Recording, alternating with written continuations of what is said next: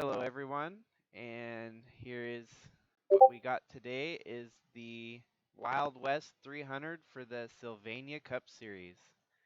Alongside me, I got my best pal here, James. Whoops. It's okay. Yeah, ready to go 300 miles here. So after all the duels subsided, our lineup is as follows. We got Cam Jordan and Monty Shangle on the front row, and James with the next row. Behind them, we got the 28 of Taylor and the 29 of Aspinall. Then behind them, we've got Relic and Weiss. Atlee Weiss is going to have a good start here in his first ever cup race in the Sylvania Cup. Next row back, we got one of the people that had to drive their way in, the 10 of Ryan Blaney. On his outside is the 64 of Jacob Shangle. Behind them, we've got another that had to race their way in, Tim Hansen, alongside 22 champion Will Power. Next behind them is the 31 of Logan Nagy and the 16 of Elizabeth Shangle. And I will give credit where credit is due. James did paint this 31 car. We will get kind of a side view of it too, with the Red Bull red, blue, and yellow there. It's actually a pretty nice scheme from him. Thank you, sir. Behind them, we've got the 51 of Danny Lidowitz and number 5 of Dalton Scott. And a little bit of, I guess, I'll give someone that might not know it, the AS14, there's really a small decal on there. He was our 2014 All-Star in the series. Going forward, we will be doing an all-star race every year in the Cup Series. Prior to this year, it was definitely like Olympic style, where it was every 4 years. So we had all-star in 2010, 2014, and 2018, and even 2022 we had an all-star. But now it'll be yearly with the size of the field and the new entries into the series. Back to you, James. Next row back is the 41 of Dixon and the 77 of Tyler Shangle, I want to say. Yep. Yep, and Tyler's going to be one to look out for here as he's had 3 wins at Fontana in his career here. So give it up to Tristan Reams here, right behind them with Ewan What Army alongside of him. These two making their maiden voyage into the Cup Series. Next row back is going to be the 21 of. How do you pronounce it one more time? Kara Carl. Kara Carl and the 53 of John Boy. And Amp Me Person, who had a great truck series run last year, making his debut alongside Jack Ross, who is also a pretty good truck contender from last year. Nice to see that he was able to bring his sponsor Hooters on up with him. Yep, yep. No, it's a pretty styling looking car though. It's gonna be racing every race this year alongside Ant Me Person, both of them full-time contenders in the Sylvania Cup Series. Next row back is the 18 of Chaz Chadwick and the 27 of Justin Roman. Justin Roman. Sorry, We've got quite the a few J Romans in the family, so you got Justin yeah. and John. It's like Kurt Busch and Kyle Busch. You got your abbreviations on the windshield there too, so to differentiate between the numerous different Romans. Behind them, we got Nelson Chacon and Alexander Rossi. Rossi being an interesting one as he moved out from Andretti Autosport into Arrow McLaren in their Chevy entry here.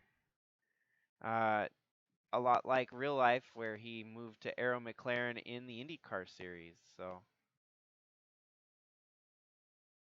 Next row back is the 45 of Lewis Trost and the 22 of Mullins. Then behind them, we got Greg Forian and Jimmy Gokachia.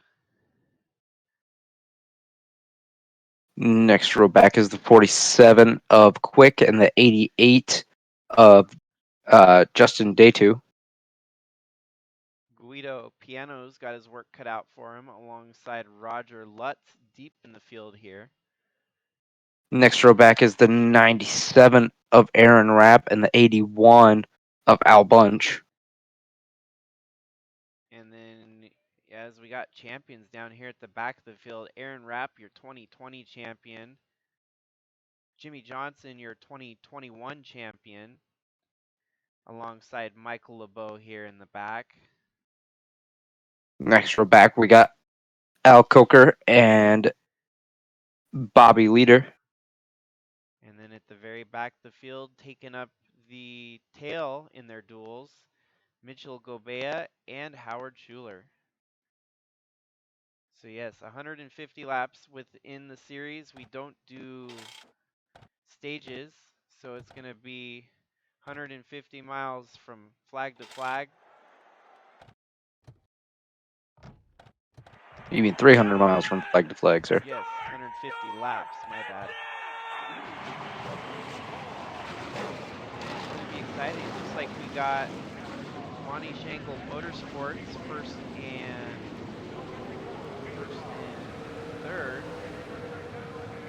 fourth, first and fourth, second and third. Man, as you can see, I failed math class probably. Yeah, that's okay. It's a new year, new people in new places, and new schemes.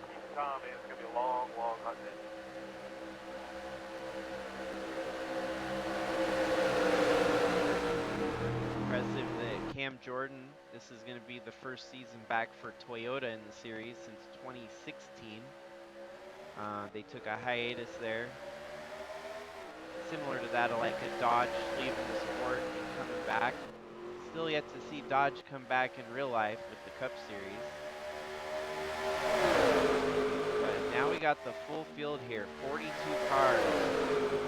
And it's going to be utter chaos here at Fontana.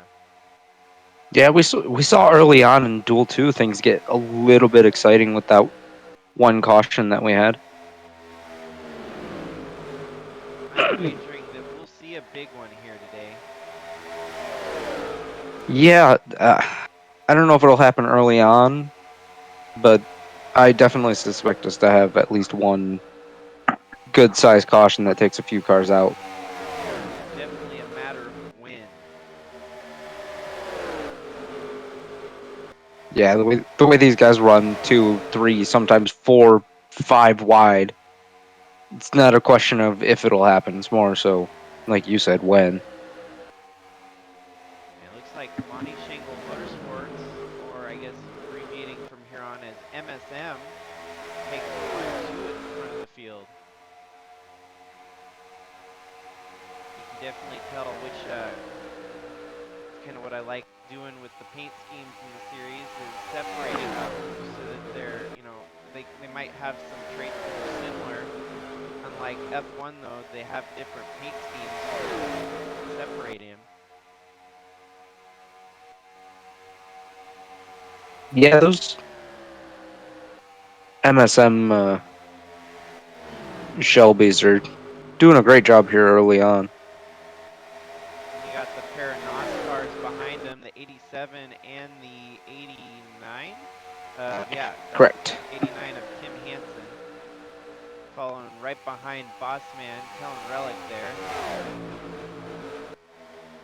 Kellen Relic Racing KRR now running third and fourth here. I think this is going to be one of those days where teammates matter a whole lot. And it's one of those things with NR 2003. I don't know how the game does it, but they always seem to figure out ways to make teammates running side by side. It's I find it, kind of a modern marvel here because how does the game know that they're teammates exactly? Yeah, sometimes I don't think it knows, but I think it just kind of works out in mysterious ways.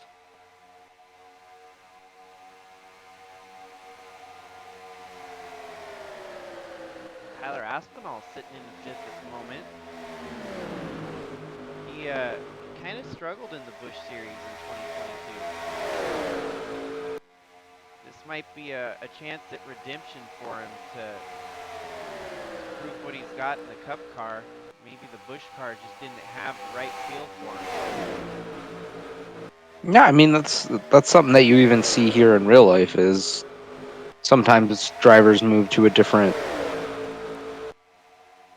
rung on the ladder and the way they perform is a whole different story.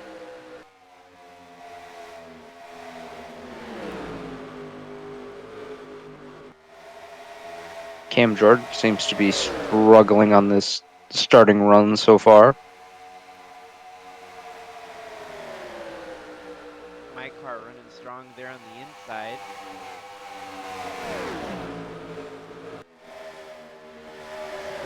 Haven't seen a wreck yet, and we're 7 laps into this event. Still a long ways to go, but wow. Look at the gap the 38 and the 28 have put between themselves and third place. They must have definitely did their research over the offseason with these cars as contenders last year for sure. Maybe not exactly championship contenders, but they were up front, doing well. This is another level at the moment. Even Kellen Relick's been on a slide, kind of on a snide for the past couple years. They've been trying to figure out this Jaguar and getting it primed and ready for Cup action. Insider intel, I'm thinking those Jaguars are going to be, they polished them and got them figured out now, and they might be contenders for race wins through and through.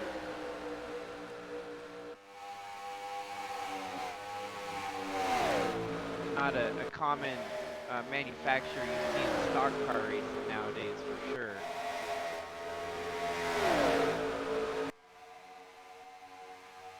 No, but you can definitely tell that those Jaguars are primed and ready to start the new 2023 season. You might know something else about another manufacturer in the fold of things, right, James? Well, I've heard some bits and bobs about a new manufacturer planning to come in and play a little bit part time just to get their feet wet and see how they compete. Yeah, they're going to start in Busch. We're going to have Audi try to put their bid in the action here for the Cup. Well, they'll run a part-time schedule in Busch with opportunities to make part-time runs in Cup as well. And we got Brian DeBlanc, who's going to be one of the prime testers for the manufacturer. Yeah, he came in and from the sounds of things brought Audi along with him. It's a lot like the situation I had in 2022 where I broke off from long-standing Ford team to go get the wheels rolling for Mercedes program. Um, Not often that you see loyal to their manufacturer switch it up for a one-year deal and then come back to Fords. Yeah, that's definitely not something you typically see a lot. As you can see, it seems to have paid off a little bit for Mercedes as they've got a driver in the top 10 already in this first race with Danny Lidowitz. Danny Lidowitz has had his fair share of bad luck in the Sylvania Cup Series throughout the years, so maybe Mercedes might just be the break that he needed.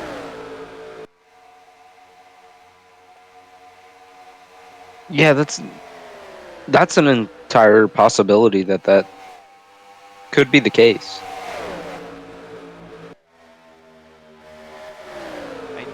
I seeing these Jaguars out front, though, man. That's pretty cool. I do too, but I'm also oh, we have a caution. Oh, and Oh, unfortunately, Lewis Trost involved in this one. big damage to the back of that 45 though. So let's try to see if we can get a better angle here. Oh, I think this is going to be the same thing that caught Tim Cording, Wow, just worse. almost four wide at spots there. Looks like Al Bunch might have got some involvement in the wreck there. Yeah, it looks like a couple cars caught a little bit of damage from that, but man, Lewis Trost took one hell of a hit to the back. Yeah, it's just one of those deals where they were a bit too many cars fighting for the same position here. 22 of Austin Mullins kind of fades to the right into the 45, collecting Al Bunch. Looks like Ewan Wood Army's able to just kind of swipe off the sides there. Well, you got to wonder if maybe Ewan might have gotten into the back of, I believe it was Mullins, to try to squeeze room where there was no room. One more quick glance at it from the perspective of the one car. Let's try the chase cam. Maybe that'll give us a little bit more.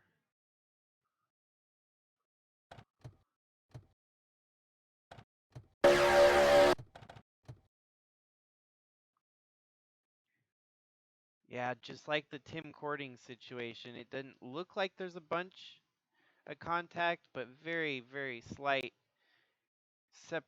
disturbance of that air on the back bumper could cause Yeah, huge honestly, it changes. kind of looks like the 45 may have tried to create a little bit of room or tried to come down a little bit coming into one, and there just wasn't room for it to happen. Looks like everybody headed out of pit road here. At least he's going to be able to continue onward and scrounge up whatever points he may. Like I said, lots of damage to the rear end of that car. 38 stayed out. At least it looks that way. Let's see. A little bit of shakeup at the front for sure, as Tim Hansen's now second. The 28 car must have lost. Yeah, he lost a bunch of spots there. Yeah, it came down. Everyone came down pit road. 28.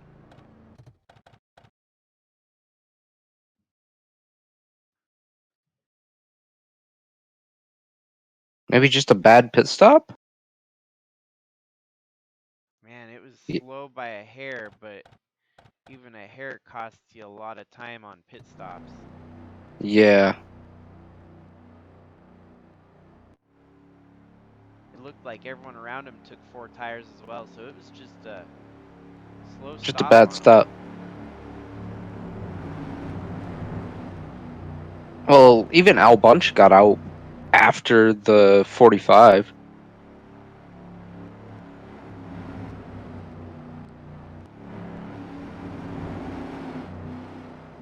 Or I guess after is what I meant. Got out after the 45 of Trust. Back of the field right here, it looks like the only significant damage being to the 45 car.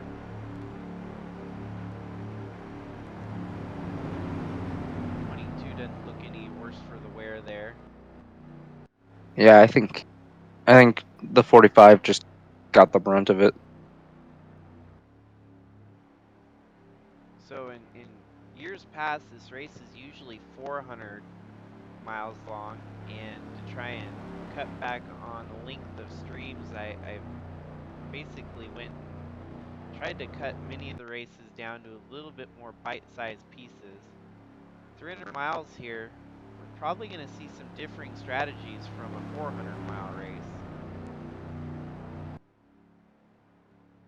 there's often many times where a driver would win the race at the mile marker 300, but if there was 100 miles left in the race, it'd be a whole nother story.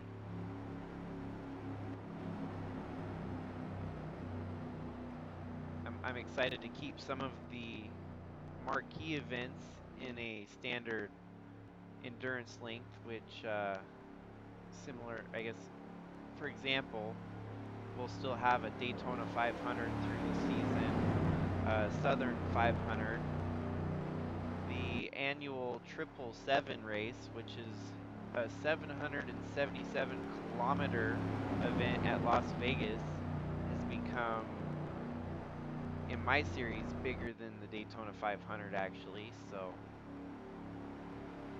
Looks like we got lights out on the pace car. Gonna double up as we come into turn 3.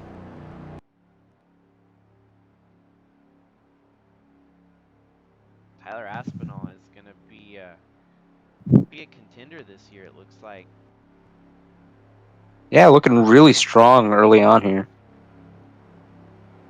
Let's see how Dalton Scott's doing. My teammate in the number 5 car.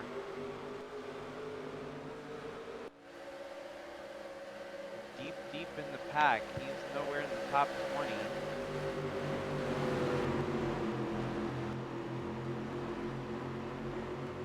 Monty's going to start on the inside on Tim Hansen on the outside there. Thinking Tyler Aspinall's got the catbird seat here on the inside. He might even Yeah, push. yeah, I think he'll have a good shot at it on this restart. I mean, he's been pretty strong, but Man, looks like a little bit of a bad start from Monty. yeah, it looked like Tyler had to do everything he could not to run into him. It actually ended up giving Aspinall a headache here. Yeah, yeah, Aspinall's going to lose a couple spots here. Another driver that, one driver that's not exactly having a good start to this race is our pole sitter, Cam Jordan. Falling outside of the top 10 already. Yeah, yet again, I think it's that the rookie status is kind of kicking in right now, where veterans on the field are kind of giving it to him. Oh, I think there's another wreck happening. I saw a car. Yep, we got another wreck. So this is definitely going to be cautions breed cautions kind of race. Well, we said that during the duels that was a possibility, but Well, once you stack up 42 cars on field, a lot more likely. it grows tenfold. So Monty will retain the lead here. Oh, and Oh, ooh, lots of damage. Wow. Kara Carl and Scott Will Power looks to have been Oh, involved in the wreck here. is it going to be the same case again? Oh, the 3 car just crowded into him. And yet again another Wow. 2 car wreck. The 33 just barely slipped through there without getting any damage. Yeah, that could have been worse for sure. Yet again, yeah. This track I've noticed over the years has the hiccups right here in turn 1 usually.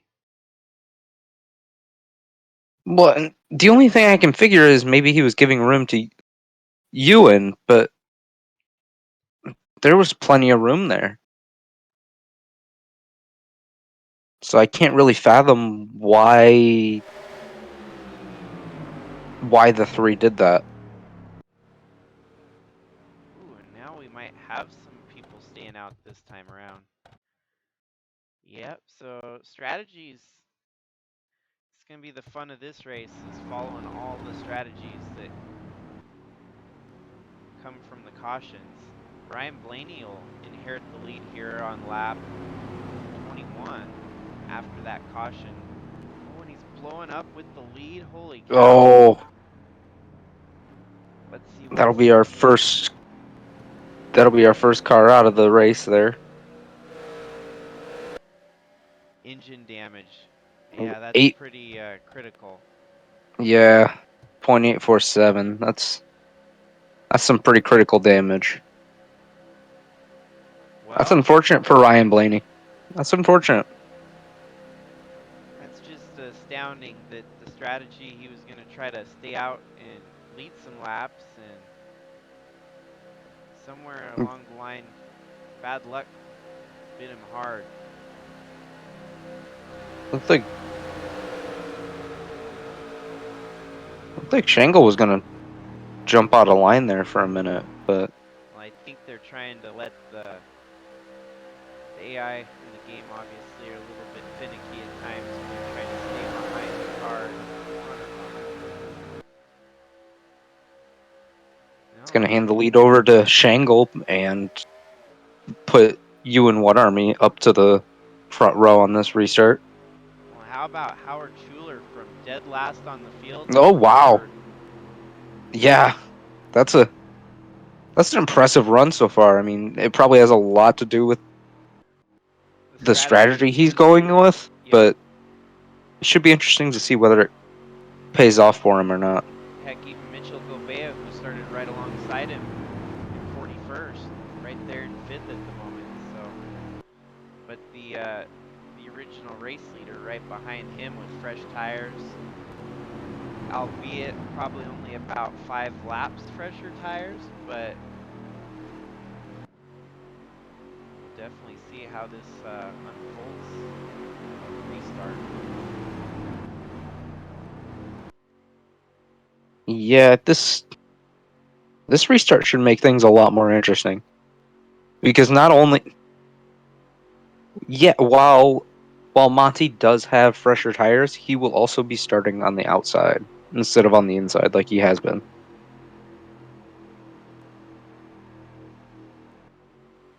Well, the deeper back you have to start, the more likely you are to get into any sort of a wreck that's not of your doing. Yeah, should be coming to the one to go here, I think. Just Don't do it. yeah, I've always been very critical about letting my races run out. So hopefully the viewer don't mind the extenuated longer periods between green flag to caution and whatnot.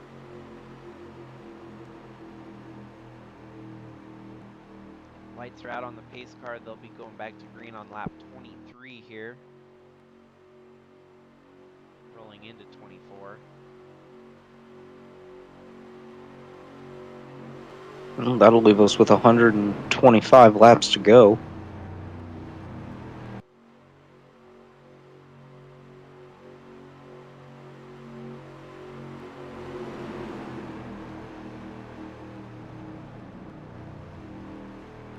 What originally was supposed to be part of a triple header next week, we got obviously this race tonight with the Cup Series here at Fontana. Um, to be determined if the other 2 races in that triple header might be broadcast sooner than later. I'm thinking it'll probably happen sooner than later, and then we might not do a triple header or double header next week for the Cup Series, and it'll be just a solo one race for what would be now the 3rd race in the series for next week. Obviously, the Truck Series don't start until January 10th, so next Tuesday, 1 week from today, 1 week, yeah, 6 days from today, pace car's off, and we're gonna get rolling here on the restart. Pair of Angle JSR the cars. control car. Howard Schuler racing for JSR. So we got Oh, that's a big start for you, and you gotta wonder if maybe he jumped just a little.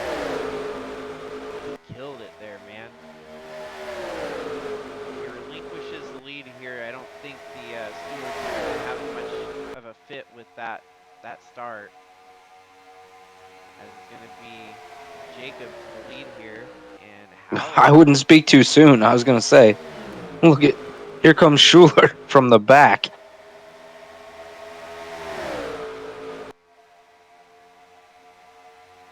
It's been very well documented that I haven't won a race in 4 years.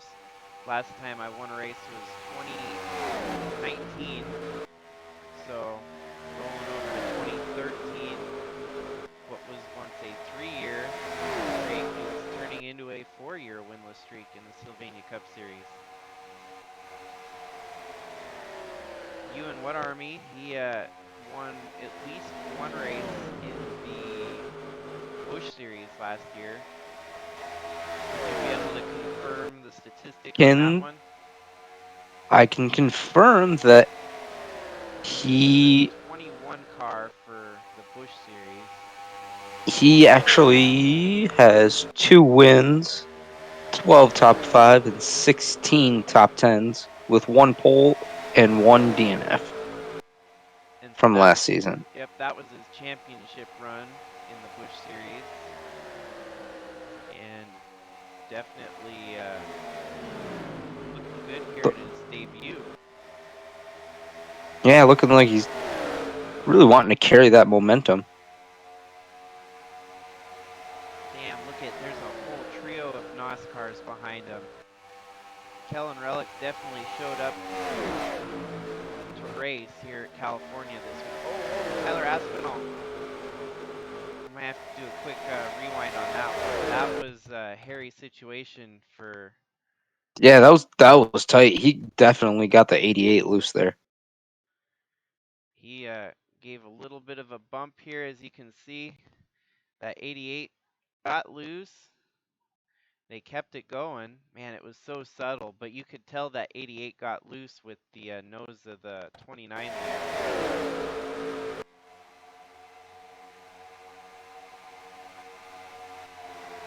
Yeah, that's really impressive to keep that car going straight after that, especially coming into the corner like that. Man, the varying strategies have definitely shook this race up, as Monty Shangle is now sitting outside the top 10 and 12th. They're wrecking again. I can hear it. It's Oh, getting that's a big one. bigger and bigger each time we get a wreck now. We'll follow him back to the start-finish line as the JSR duo exiting turn 4 here. Jacob's going to maintain the lead going into the caution as they catch up to the pace car. Oh no, not the 45 again. Yeah, so unfortunately, That's a lot of damage to that car. I think Lewis Tross might have been subject to another wreck here this evening. Oh no, looks like he just came into the end of it, maybe. Oh yeah, he came into it. Oofty. They're still wrecking mid turn. Oh, Will Power yet again. Oh, He just took a radiator just blow there. destroyed that suspension on that car.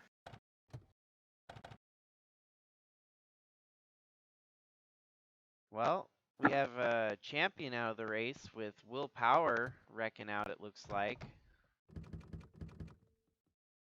And Depends Will on how Power. much damage he ended up actually getting out of that. Okay, so it Looks looks like it started up by the 27. 46 car on the high side. Yep, Yeah, there it goes again. that California drift Oh, that we have.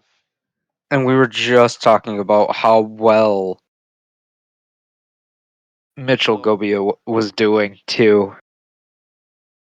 sadly, Logan Nagy was involved. Bob Leader, Mitchell Gobea, and Jimmy Gokachia. Yeah, wow. Just look at all that damage to the 45 car. I hate to say it. I know in the IAC Cup Series, Louis Trost has struggled there. His official standings last year, he started off the season with 4 last place finishes to tally up 4 points in total. He's only going to tally 1 point today. I'm really hoping his next race out is not another 1-pointer. He would not want to continue that trend. Well, his stats last year weren't they weren't bad, but they weren't great either. In 19 starts, he had 3 top fives, 8 top tens, and 3 DNFs. And it looks like Jacob Schenkel will hand off the lead to the 59 of Howard Schuler. So I'm thinking we must have had. Yep, a couple How many? cars come down pit road. Oh, it looks like everyone pitted, but yet again, it's that pit strategy is huge. You can gain or lose 10 spots on the flip of a dime anymore. Well, and you got to wonder if Howard knows something that. Wait a minute, Howard came into the pits with them, didn't he? Yep, yep. So he must have had a fantastic stop.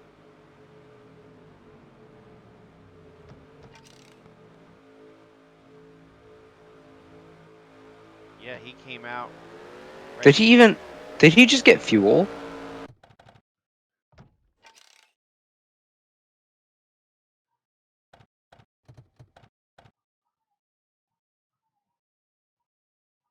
Well, that helps too, having your pit stall way at the front. You come in quicker and get out quicker. No, no, he just had a really good stop. Seems to be part of the strategy here at Fontana as well, is definitely pit stops.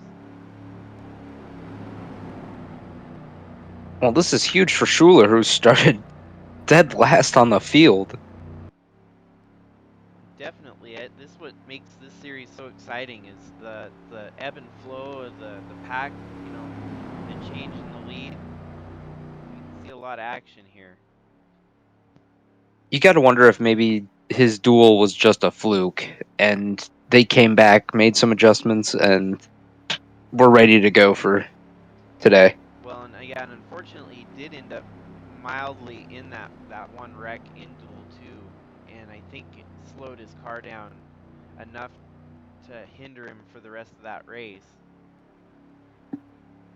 Oh, whatever they did to this backup, if they needed the backup car, whatever they did to this thing, it is a rocket ship now. For sure. And it's obviously still, we got 120 laps. It's early in this race to be calling anything, but you know, from last to first, that's you know, that puts you in rare air in any series of racing.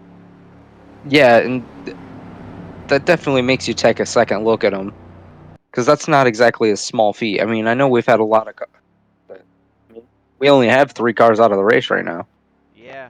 No update on that. We've got the 10. Obviously, was Ryan Blaney, who was leading. Had a camshaft failure. 46 of Jimmy Gokachia with a header failure, even though it was more so caused by a wreck. And 45 of Louis Trost will finish 40th. So not dead last, but anywhere from 35th on back is worth 1 point in the series. So pace car is going to pull off here on lap 32 as we go green on lap 33.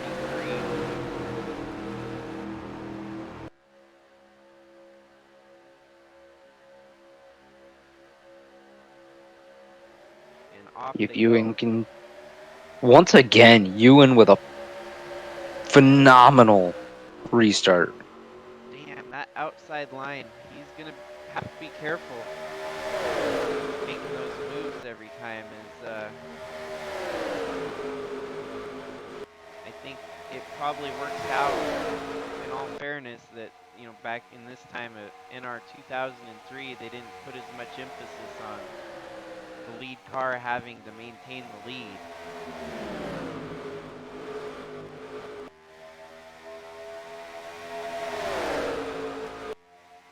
think that just goes to show you how much horsepower he's got under that Dodge Challenger. Yeah, I mean,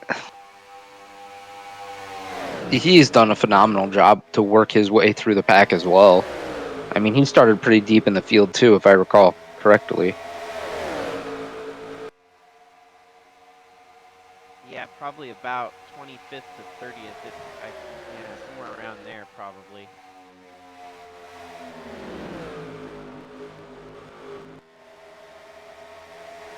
Power tools are still hanging in solid there in second.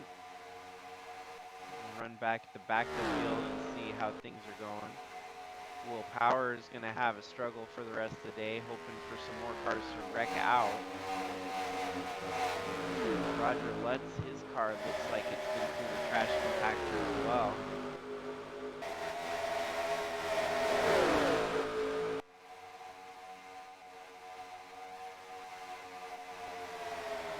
Well, the thing is, if we can just get everybody to dial it back just a notch, which I know, they're drivers. That's a hard thing to ask, but if we're going to be able to get some laps in and not tear up so many cars, they're going to need to. Yeah, the jitters I think are on full force here in the first race, as everyone's trying to fight for the best position possible. Got to give some credit here to Al Bunch for doing, just hanging solid there mid-pack even. Supreme's making some moves here.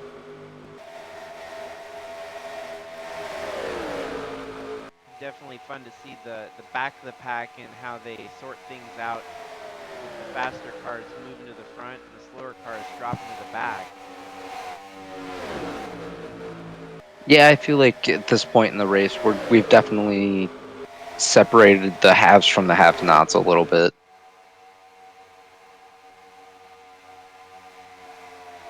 Funny thing for Jimmy Johnson, his championship season, he was far from a championship contender at the start of the season. And I guess what I'm trying to get at here is even in the first race of the season, it contributes very little to the overall grand scheme of things championship. Jimmy Johnson in 2021, he was about 20th.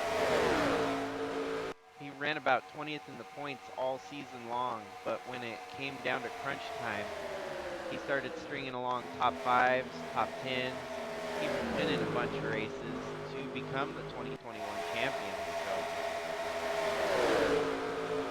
it's crazy how things work like that, right? Absolutely, it's crazy how things like that work. It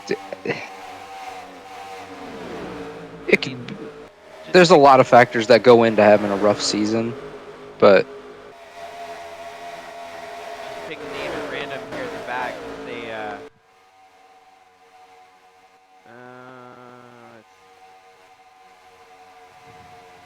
well, he's a part-time driver, so that wouldn't factor in. But someone like Bob Leader or something, like right here, might not be having the best day here at Fontana, but soldiering, trying to fight for whatever positions he can get. 1 point here, 1 point there, could be the difference at the end of the year.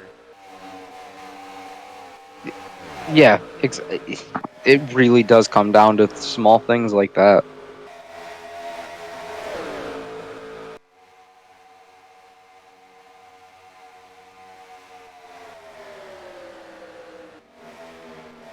What do you think about the dual paint scheme there? It's a tribute to both Dale Sr. and Kevin Harvick. I think it works really well. Definitely a good fusion paint scheme. Definitely throw someone off when they're looking at it from the front. It's like, oh, that's definitely Dale Sr. And then, bam, right in the back. That's Kevin Harvick. Yeah, it definitely brings up that kind of awkward, like, oh, what the heck? Kind of like an optical illusion of sorts. Yeah. Kathleen Weiss hanging in solidly in 17th at the moment. Our pole sitter not having a great day either right now. Yeah, I think they're trying to get these Toyota Supras firing all cylinders as first time ever the Supra has run in the Sylvania Cup Series. Previously, it would have been the Toyota Camry in 2016. And due to the long-standing history of Toyota, they're actually classified as third highest in wins, if I'm not mistaken. Things have definitely changed in the last couple of years, but if I remember correctly, Toyota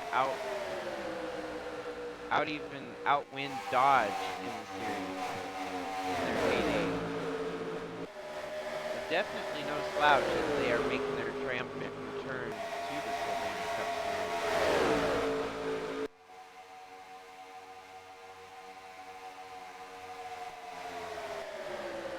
Oh, that big run by Jordan just got shut down by Chadwick there.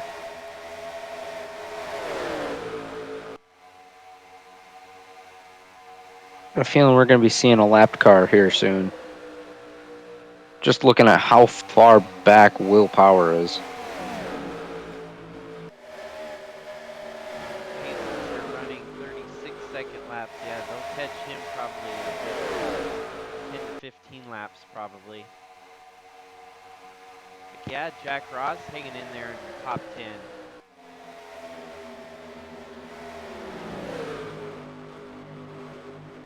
Just as I start criticizing, Cam Jordan shuts me up.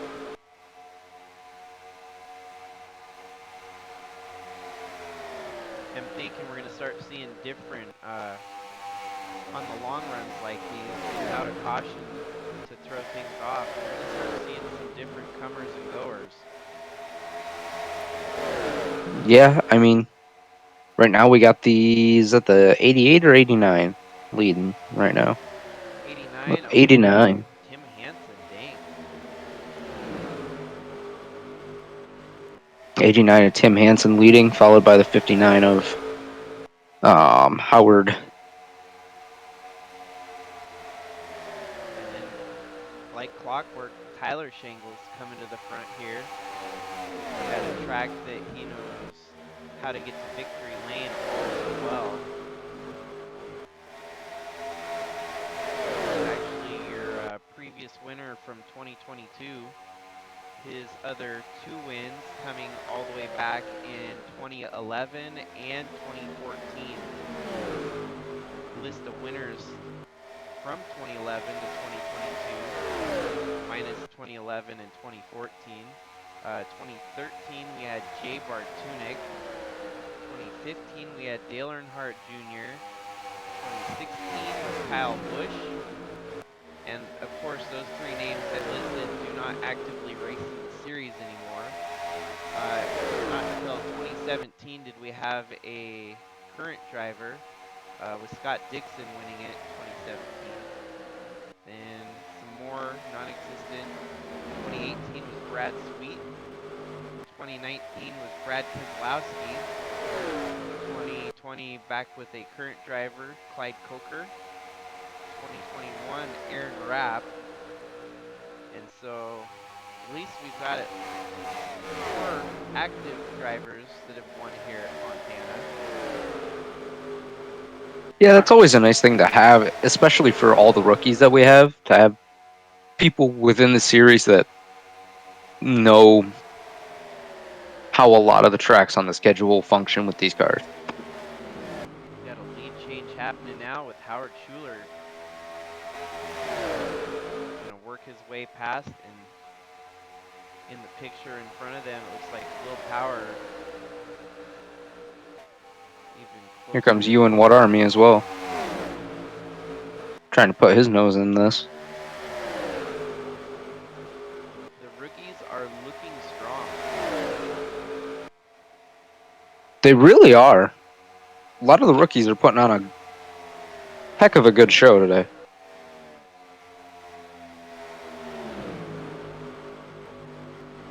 I've noted my winless streak. Howard Schuler has about a 3-year winless streak on his tally as well. So it's a one of his better opportunities here tonight to get a win. Well, we'll see. We'll have to wait and see what happens when they try to get by Will Power here in a minute.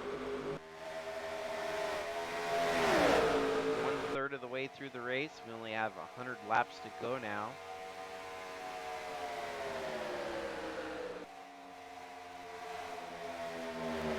Oh, looks like the 29 gonna get caught behind Will Power. That's gonna cost him some spots. Let's watch Will Powers drop to the back here and make sure we don't get another wreck. Prime opportunity. Oh, that was close. Yeah, if he gets many And he's more, into the wall. at least he didn't take anyone else out with him. Well, that definitely saved a lot of people some time. It honestly looked like he got turned just a touch off the nose of the 88, I believe. And we might get another situation here going into turn one again. Turn one is definitely the hot zone. Looks like they're gonna sort it out pretty civilly here at the back.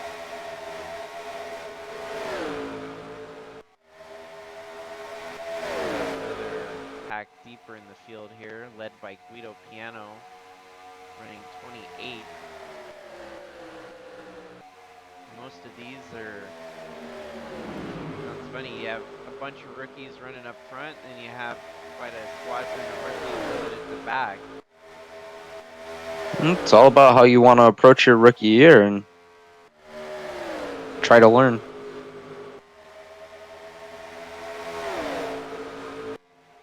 Tyler Shangle's trying to fight his way into third here. 3 wide with Ewan in the middle. I'm gonna step away from the booth here for a minute.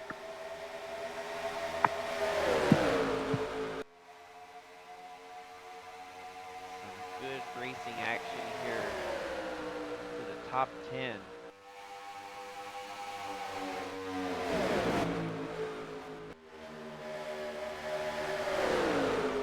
Litowitz losing some ground here.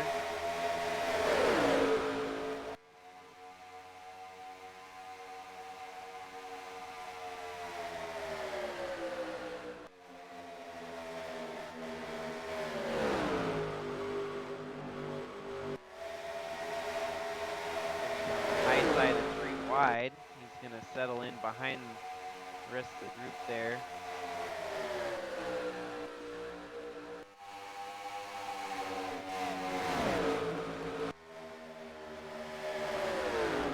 Got another fight for the lead here, as it looks like Tim Hansen going to be fighting Howard for the lead. The rookie car slows down a bit as Tyler reels him in on the outside.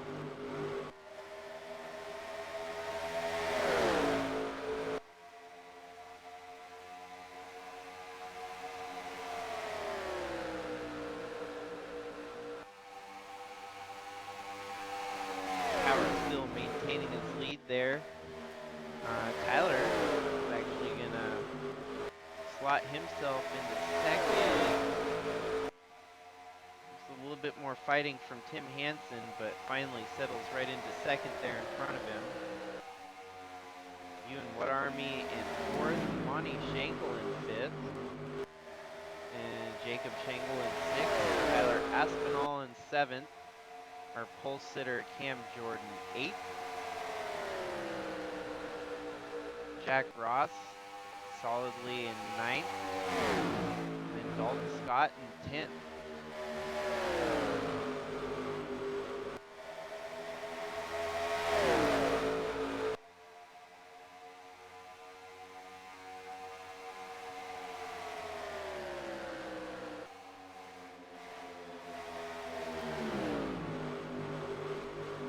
And Tyler's going to take the lead away from him.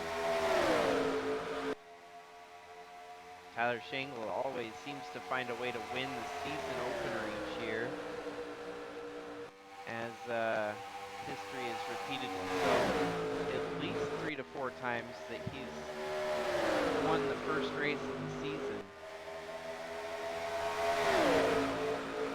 still got under 100 laps left to go here, so nothing is final. But Truly's sitting where he wants to be, up at the front of the field.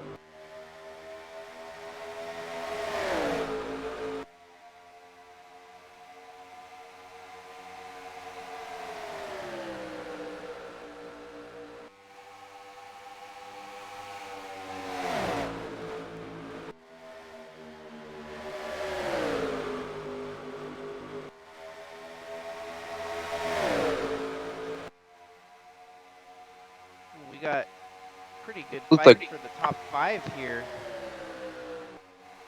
looked like somebody was coming out of pits there for a second. I don't know if it was somebody that was already towards the back or what, but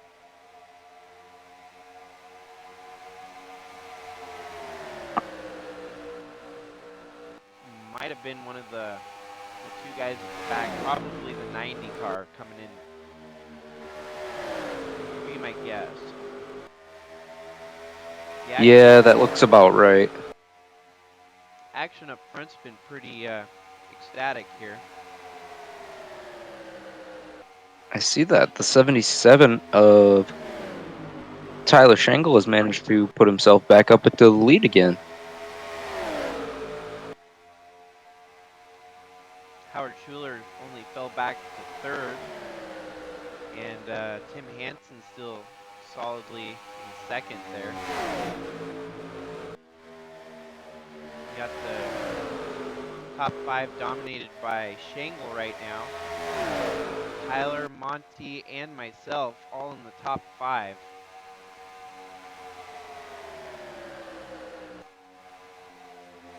Pretty impressive drive back up through the field for both Tyler and Monty.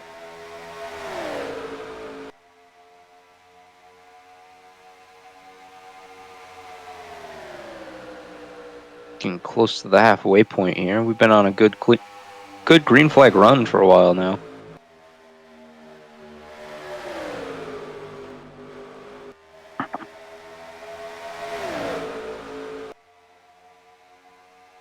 Yeah, it seems like Tyler always has a knack for winning the season opener. Back in 2011, when this race was the season opener, he won it. And since the season opener had come back here, he hasn't won very often. But he's had about 3 or 4 season opening wins to start the season.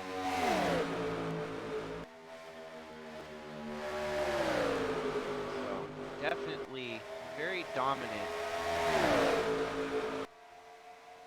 The top 2 winningest drivers in the Sylvania Cup Series being myself and my brother Tyler there. It's going to start changing up here through the next couple of years with some more talent that'll be able to click off some more wins yearly. As long as we're still racing, it'll be pretty hard to catch up for some of the new guys. Anything's possible, especially when you have a driver like Scott Dixon that went on and won 8 races in a season once. And back then when he did that, that was 1/3 of the tally for the winningest of wins at the top of the lead winning board.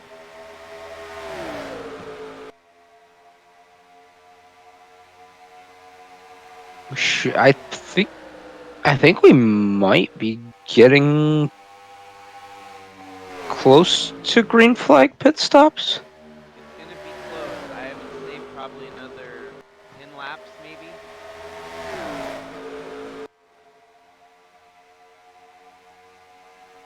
Now that we've said that, they're probably going to go another 30.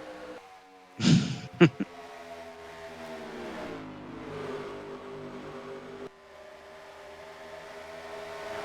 got quite the separation up front there.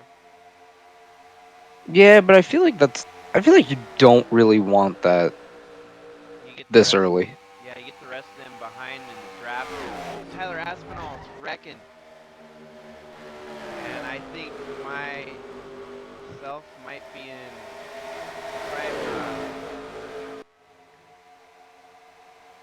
I'm the one to blame there on that one.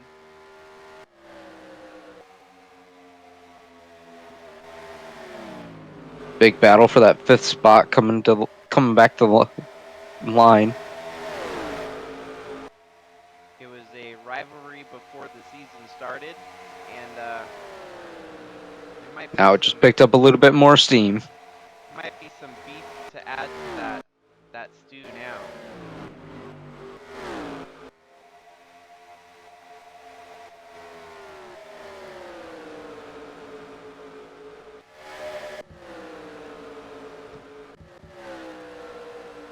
So I'm on the high side here, and Tyler and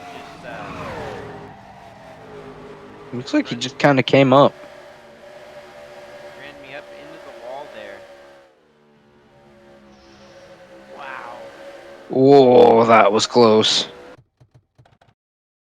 So another situation of the California drift. A lot like Darlington Stripe. Start likening that the California drift here at Montana. Well, on the bright side, it doesn't look like it did that much to either of you. Pit stops, we might see some lengthier stays for some of us. Yeah, just about to the halfway point here.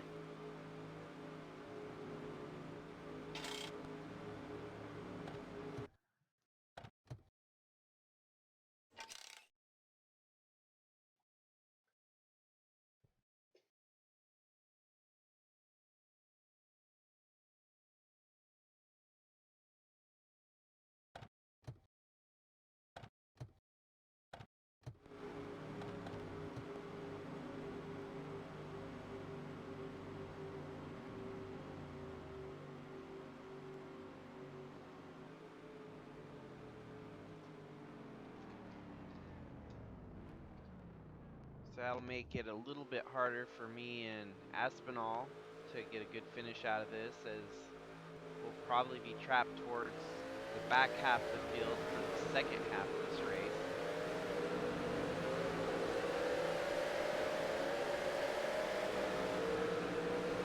Looks like he spent a little bit of extra time on the right side there.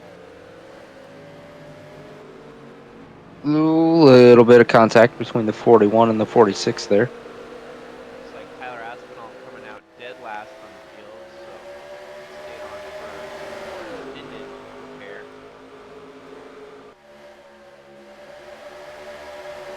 I don't think anybody stayed out this time.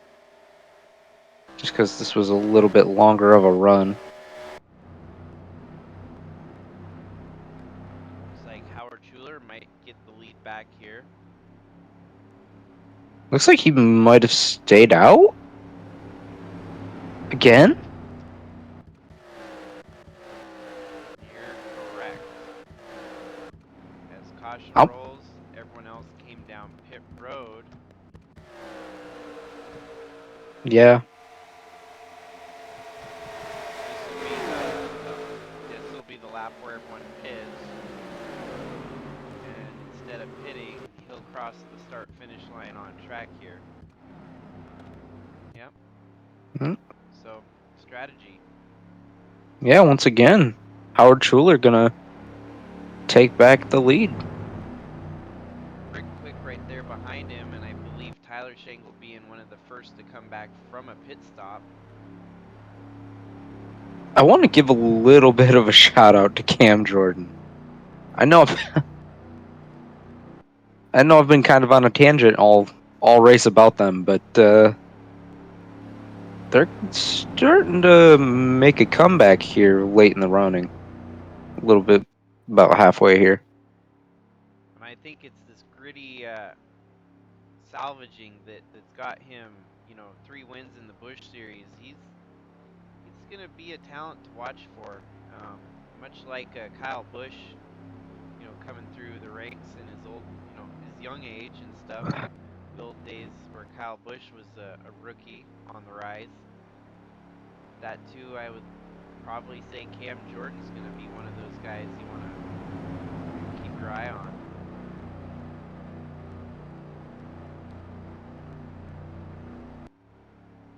Should be getting the one to go this time. If we had to personify who you and what army's most like, who amongst all the active Cup drivers would you say he's similar to? He's kind of calm but aggressive at the same time, and Calm and aggressive. Harvick's just aggressive. There ain't much calm to that. I'd say maybe The only one you cannot say he would probably light us up for would be Denny Hamlin. yeah. He, I don't know if I exactly I wouldn't even say associate the that. word calm with Denny Hamlin. No, Hard to say, because that's such a rare trait, is to find somebody that's aggressive but calm at the same time. close to that I would almost say Joey Logano. I wanted to, but he's sort of aggressive a lot more of the time. But I as time goes on, he seems to be about as close to that as we get. truly, yeah, because yeah, with age, even Kevin Harvick, I think's become more calm with age. I haven't seen many outbursts from Kevin Harvick in the last couple of years. So maybe even a Kevin Harvick for the most part. Kevin Harvick or Joey Logano. Yeah, probably. But looks like we're getting ready to go back green here with Schuler and Quick on the front row. Let's see if Schuler can get a better restart than what he has been getting. Or if that top line is just that strong on the restarts. Looks like that top side is just that strong on the restarts. Rick Quick, he's got the largest winning streak of everyone in the series, a 12-year winless streak dating back to 2011. That's a long time to be winless. He's been in and out of the series. Oh, and it looks like he stayed out and he's coming down pit road now. Perhaps the missed call on the strategy there. Possibly, but it looks like Schuler stayed out, though. He's losing a good chunk of spots, but... Oh, Schuler. Oh, no, this is going to get bad. He's out of fuel. Yeah, so that was a ill-fated. I don't know what the crew chiefs were thinking on that one because it. Perhaps they thought they were going to get a caution within the first lap of the run.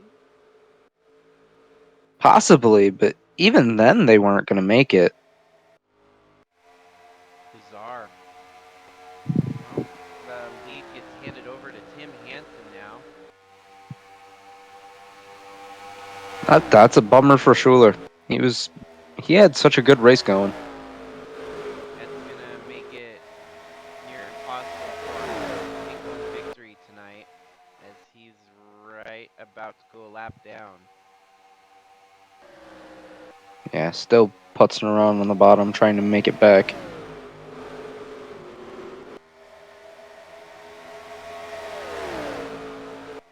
He must have been just barely on fumes. One I'm most impressed with right now on this run is Jack Ross in the top 10.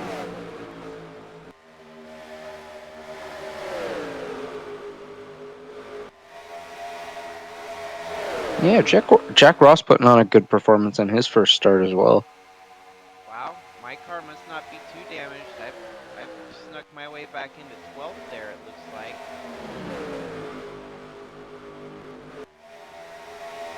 I'd say the top 12 is very, very diverse when it comes to who's where at the moment.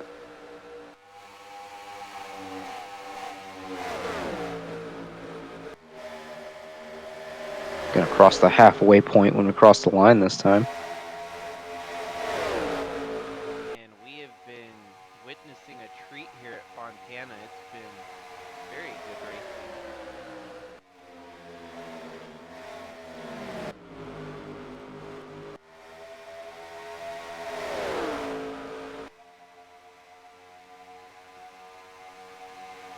At this point in the race, I feel like in the back of everybody's mind, they're just kind of wondering when that next caution's gonna come. Yeah, I think we've seen enough cars drop out now that the cautions may not be as frequent, but we still got 35 cars out there on the lead lap, and obviously more opportunities for wrecks to happen. Willpower for keeping himself only a lap down so far right now. Yeah, if he's lucky, he might get some more attrition to help gain him some more spots. 36 is only good for 1 point, but getting to 34th, that's when you start gaining more points. So Well, and I'd like to point out that the 47 only lost one lap after pitting the way they did. unfortunately, Howard Schuler lost 3 laps on his ordeal there. So, Yeah, that's definitely going to end his day pretty much. but we definitely saw some Sparks of brilliance, if you will. yeah.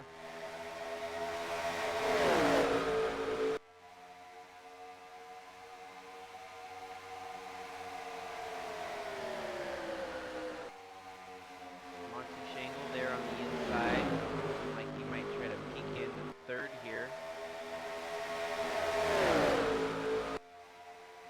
89 of Tim Hansen doing a great job today as well. He continues to lead.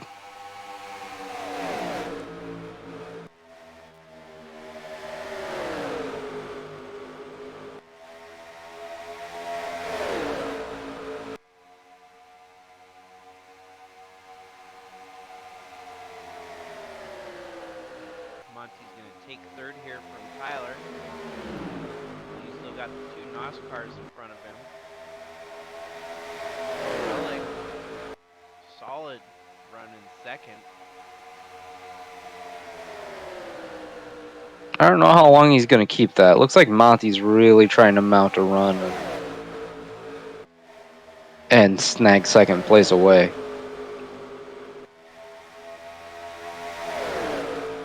All 4 of the Shangle household are about to get into the top 10 here.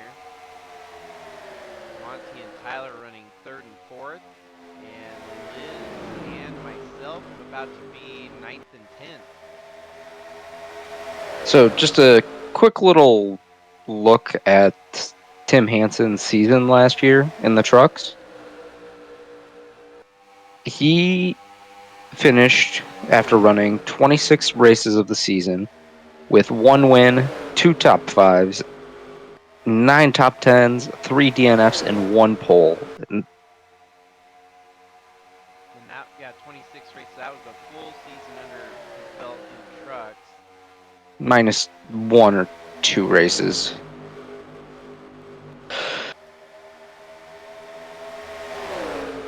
Well, the boss man's going to try to take the lead from him here as he's got the run from Monty Shangle behind him. He's going to try to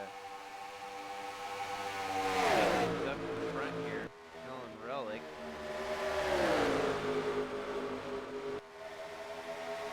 He's not giving it up to the owner, though.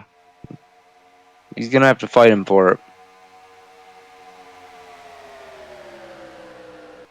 3 wide for the lead here. As Monty's going to blitz by both of them to take P1. With Yeah. 67 laps to go at the line this time by. Monty. Yeah. You had to see that coming from Monty. I mean, Tyler Aspinall's running after his wreck. Takes Aspinall all the way back to 30th. However, on the flip side, myself all the way into 9th already. Wow, Liz Shangle cracking into the top 5. It's never, well, I can't say it's never happened. I think it's happened on one very rare occasion, if not ever, the Shangle household has swept the top four. It's not a feat that happens. Looking back here at Fontana, we did have a top three.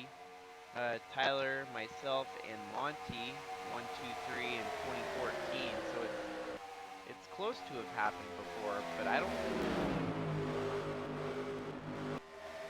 believe it's ever happened where 1, 2, 3, 4 of us.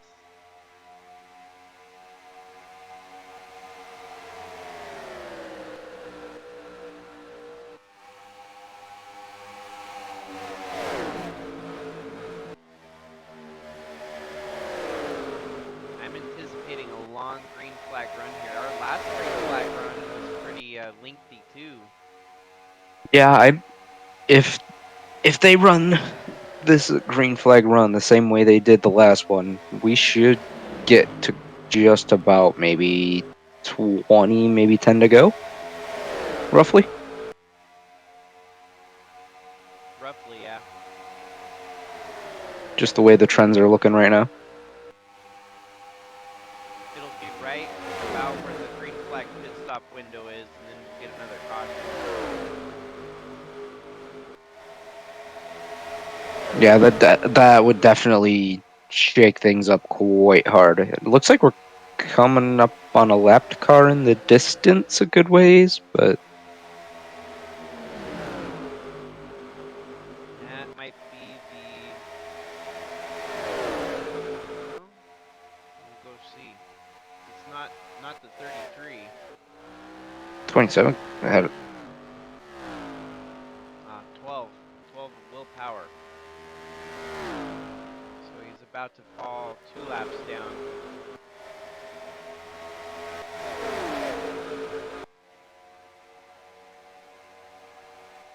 Oh, this is 27. Whoa. 27 just gonna join back up in traffic.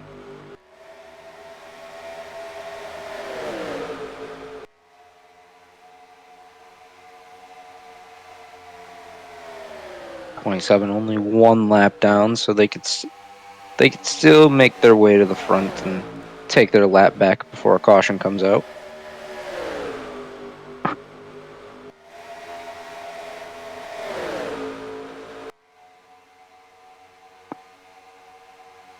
Jack Ross duking it out with some of the veterans here in the top 10.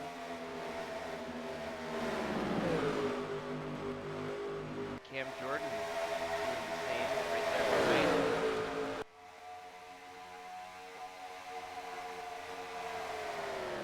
Danny Litowitz still proving that his venture to Mercedes camp paying off for him so far. Yeah, I'd say that's working out for him quite well. I mean, up to what, fifth? Yep, 5th place. Flying the KFC colors there.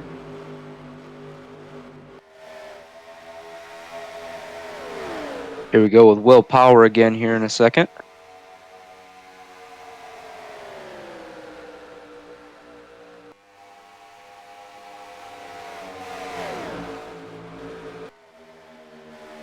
Let's see if he makes it any easier this time. We've had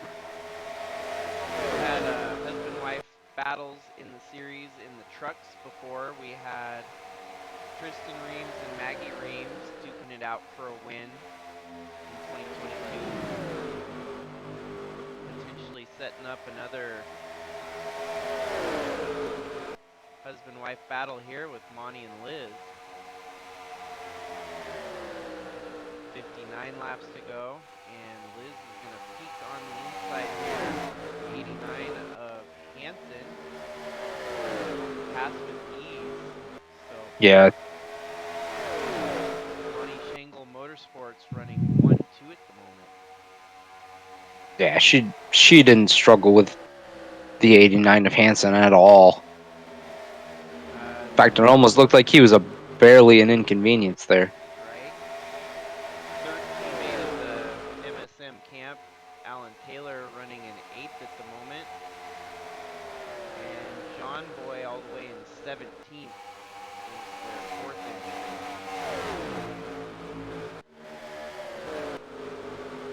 They have a good old-fashioned battle for the lead here, finally.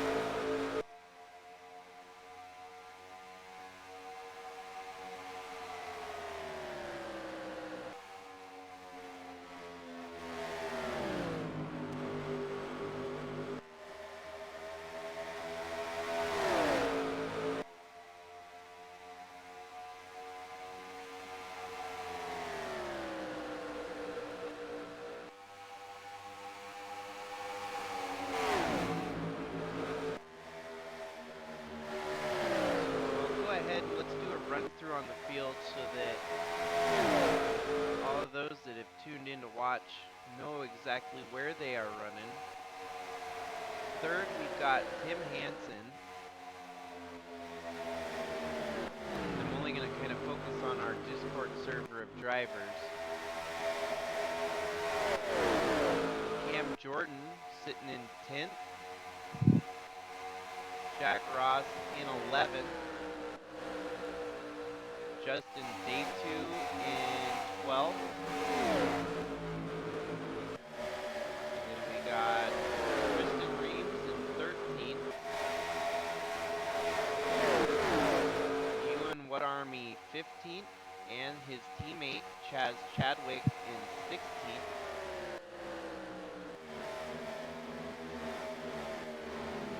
Guido Piano running 18th mid-pack, not too bad.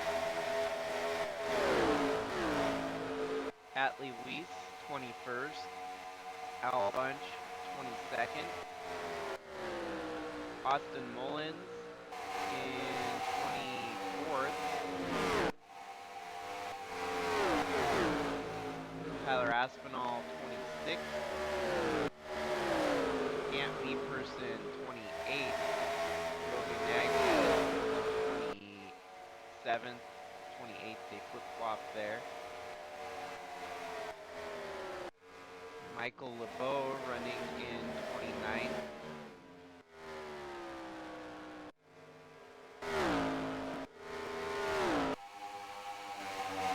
A lot of cars getting really spread out from the field. Yeah. Yeah, the other one's not listed there, obviously, being 45 of Lewis Trost out of the race early, and the number 10 of Ryan Blaney out in 42nd.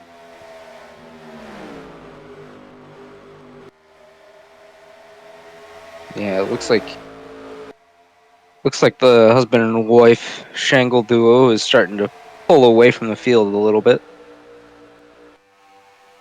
For long, looks like there's a 3-wide battle there behind them. That might settle out.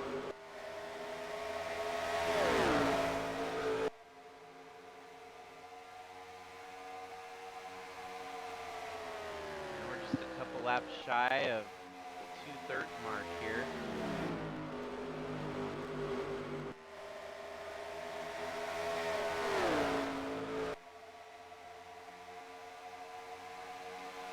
I'm curious to see who has the fastest lap today so far right now.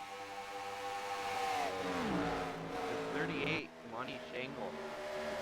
Significantly faster lap than the rest of the field. However, the surprising one there would be the 19 of Atlee Weiss with the second fastest lap of them all. Yeah. But then you got Liz Shangle there in 4th. Sadly enough, the 59 of Howard Schuler had the 5th fastest lap. But, yeah, this might be a dominant race here for Monty. Getting ready to come to 50 to go here. Last year I did give bonus points for the fastest lap. We're not going to do that in 2023 as it's I'm not putting as much emphasis on fastest lap. It seemed like if you won the race, usually you had the fastest lap, and so it was just extra points for the winner usually. said, I tallied in a little bit more emphasis on the wins in place of that.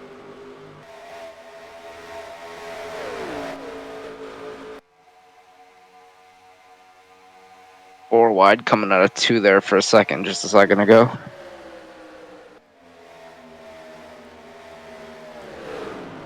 Fortunately, the 64 dropping like a rock here. Was running 8th and now all the way back to 11th.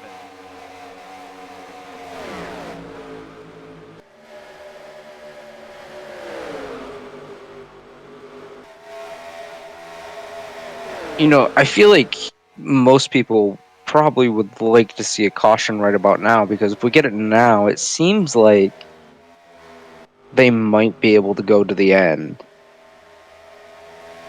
Especially with the how much they've drove away from the rest of the field, they would love to see that caution. Well, for our 2 leaders, it's definitely a double-edged sword, though. And got to give credit there to Daniel Linwood all the way up to 3rd. Pretty stellar outing for him. At first, you're not sure if it's a fluke, first half of the race. It's like, yeah, they're running up front, and maybe, strategy will push him back out, but seems like he's on the right strategy to move to the front here. Yeah, just has to find a way to catch up to Monty and Elizabeth Shangle as they put the 90 another lap down, or at least try to. That'll kind of slow him up a little bit here. We'll see how the rest of them handle the traffic.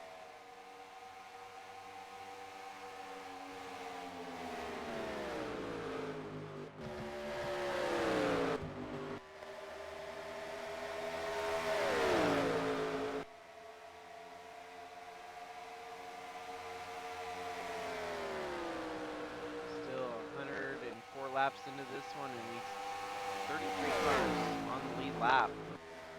33 car going to be going a lap down here shortly.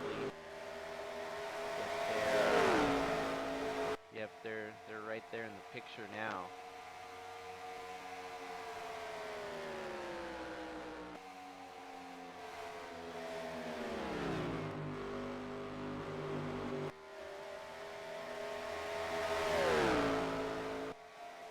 Yeah, great racing so far all day. Monty has kind of been the dominant car when he's out front, but for the most part, it's been a very good and sporadic race. One of the other stats that I kind of skimmed past earlier, Monty has 2 top 5s, but no wins at Fontana. So this would be his first win at Fontana if he pulls it off. In all reality, the only Shangle to win at Fontana has been Tyler. So the rest of the family has been out to lunch here at Fontana.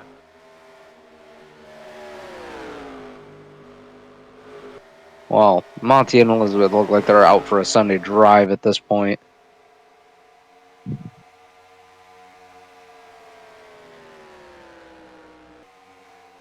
Monty's starting to extend that gap just a little bit. I saw some people taking pit roads, so I don't know if our leaders are much further behind.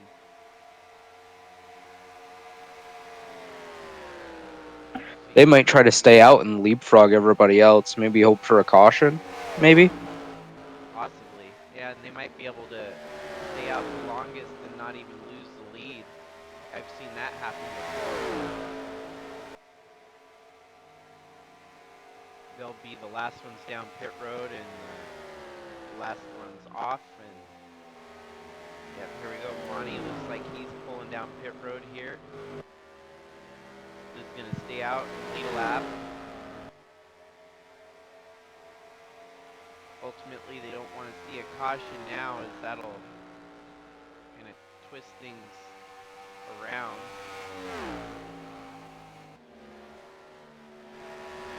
I think for Monty, that was probably the best case scenario, though. That's going to give him an opportunity to get out on fresh rubber and turn some faster laps. At this rate, the longer you stay out, the worse you're going to be doing for yourself. Well,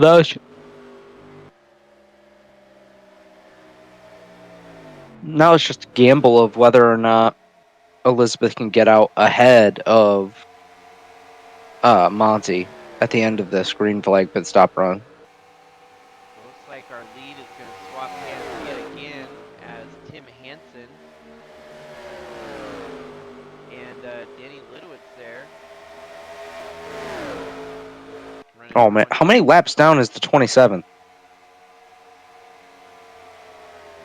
27 car, 2 laps down. And He's our 2 leaders now taking the pit road. And it's going to be close. This will put them at about 40 laps for the rest of the race. There's probably going to be at least one more pit stop in the race. Liz comes out of the pits. Lap traffic with 33. I can see the Texaco Haviland star not too far behind. And she's going to come out right alongside of him.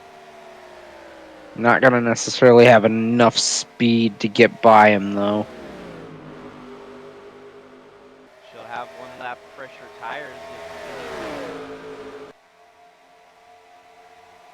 Yeah, and if she saves him right, that'll be a huge, huge help.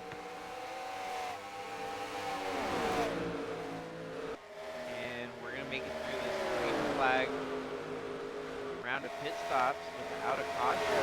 So the lead's going to shuffle back around to these 2 in another lap or so. There you go, those fresher tires.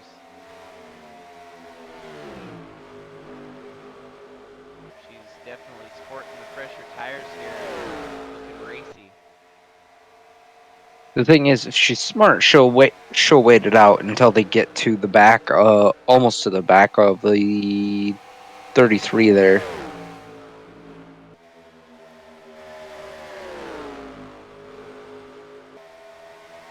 this will be what I'm rooting for.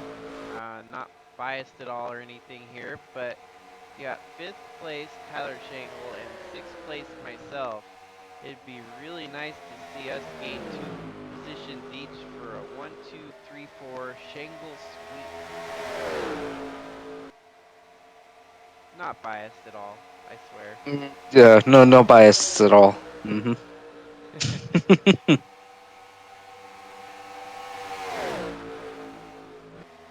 Well, the 33 car definitely bought the 87 a little bit of time. Not enough, but just a little bit. And for some people, this might not be the funnest part of the race, but this to me is the nitty gritty of it all. You get to see who's got the best of the best here. Yeah, there's a 3-second lead over 3rd place, but the guy in 3rd place obviously dug his bed there, and he's gonna have to lay in it. And usually this is all we have to, root for, ask for, is a battle in the closing laps of the race, which often doesn't materialize. We've definitely got it right here.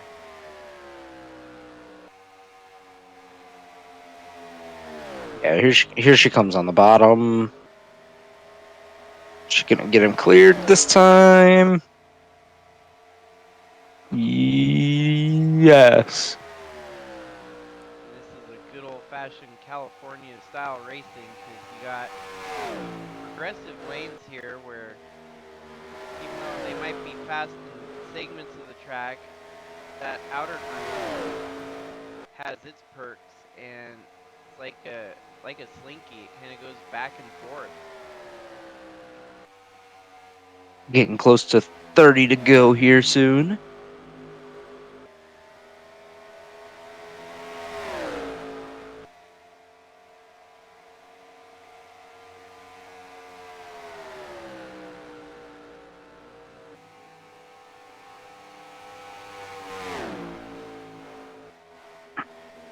back on that caution train again. If we get a caution, it would definitely put more people in the fight for this win.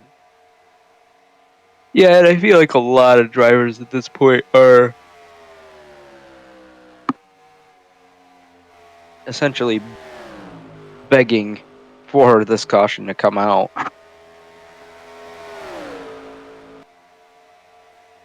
see, how many cars are left on the lead lap right now?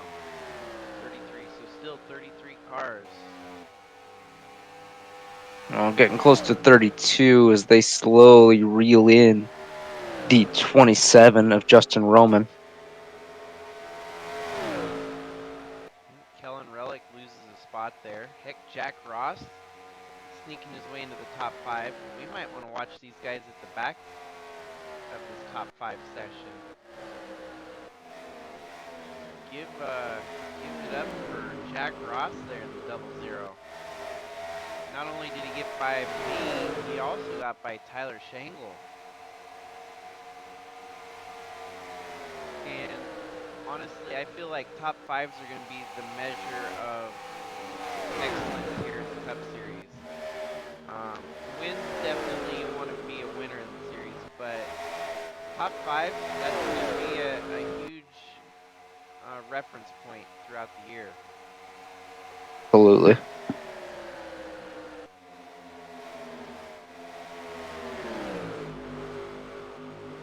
Let's see, our highest placing part-time driver is the 19 of Atlee Weeks and 16th. So Atlee still having a solid run tonight.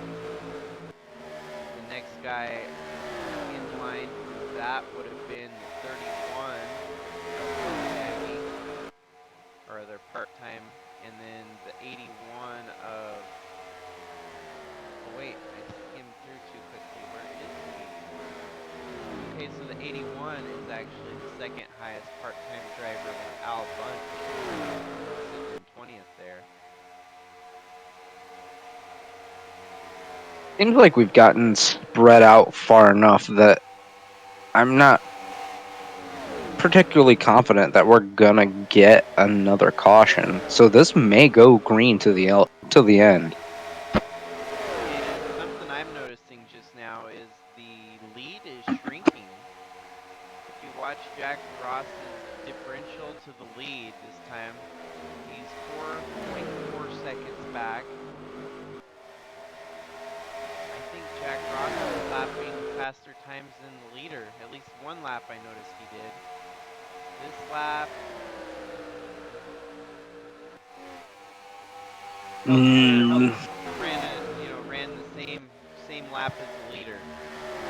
There was some lap traffic there that kind of slowed him up, I believe. But if that lap traffic wasn't there, he would have cut down on the deficit to the lead. well, we're coming to 30 to go now. I feel like with 30 to go at this point, the big question is everybody going to make it? Yeah, we're probably going to see at least one more pit stop, whether it be under a caution or green flag pit stops. Yeah, if anything, Jack Ross is running laps comparable to the leaders, 4.5 seconds back. So he's got two positions right there in front of him, which he could gain easily. 27 there, slowing up the 51 of Littlewit. Jack Ross might be able to make quick work of this lap car.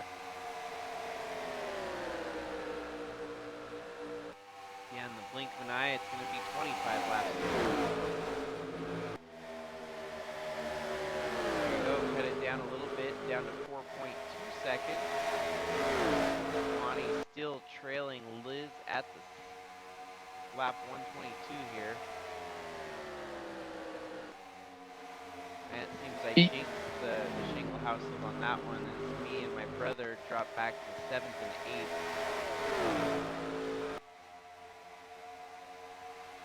You almost gotta wonder whether or not Monty is just kind of waiting and biding his time at this point in the run. True, there's no reason to make a pass for the lead. Save your gas, save your tires, running the toe of the draft.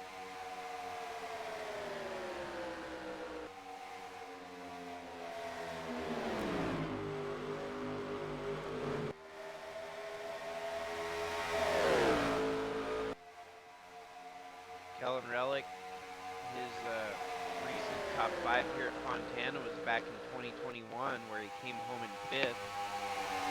He's looking to better that position, 3rd here tonight, possibly. I honestly believe without something drastic happening, I think you're looking at your rough estimate of what the finishing order is going to be, as we also just had a pass for the lead. 25 laps go this time by. Milani leads at the line. If those two keep passing back and forth, that's going to drag 3rd, 4th, 5th back into the picture here. And even if any lap traffic, you might get some lap traffic that slows them up here too. Kellen Relic, this is what he needs, these two to race side by side and slow both of them down.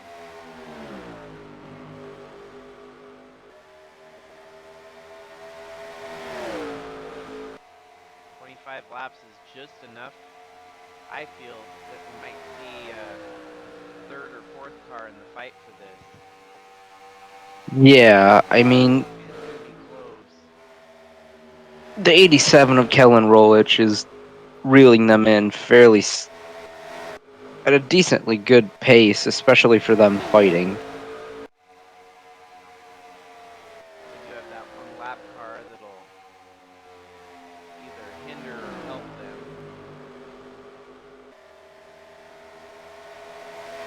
Doesn't seem like he's too far off the pace though, as he's running just fine with his two Fords in front.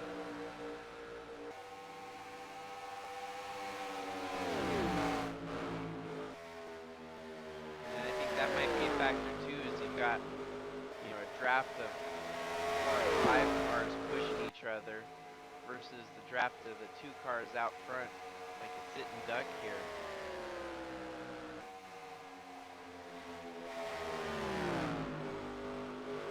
Yeah, I mean, let's see what it is when they cross the line here in a second.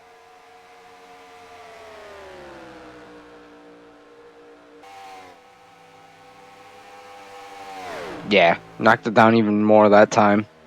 So, And is that willpower that they're going to close in on? Nope, Rick Quick.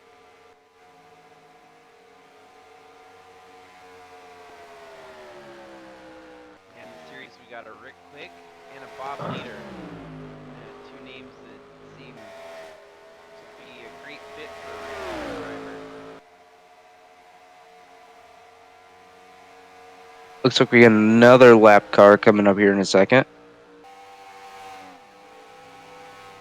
Gonna hit a plateau there. Actually, 63 full on fell off the pace there, as these guys are gonna have to work their way around him.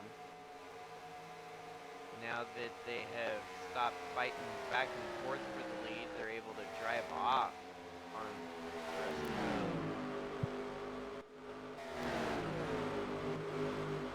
And you got infighting amongst the top 5 here. Jack Ross is trying to take 3rd away from Kellen. 20 laps to go, and their deficit is corrected now. Yeah, I think at this point in the game, they're definitely going to need a caution or something drastic to happen to our leaders for them to be able to catch up and have a shot at this. Yeah, catching them's one thing, and working your way back around them is going to be a whole nother. They might be able to catch them, but I don't think they'll be able to do anything with them because they have the speed here all day. Liz more so came from behind, out of nowhere. But it shows that the power plant came from the same engineer, same engine shop, as they are teammates.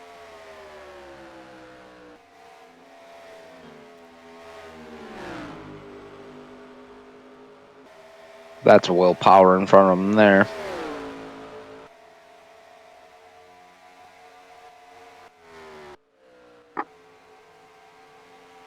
That's gonna shake things up too.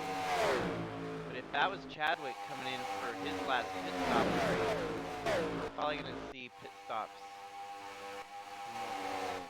Maybe mechanic going wrong with him.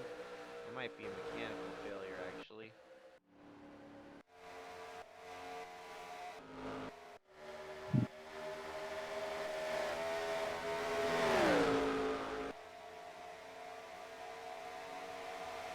Two lap cars to pass is not gonna help what they're doing up front here.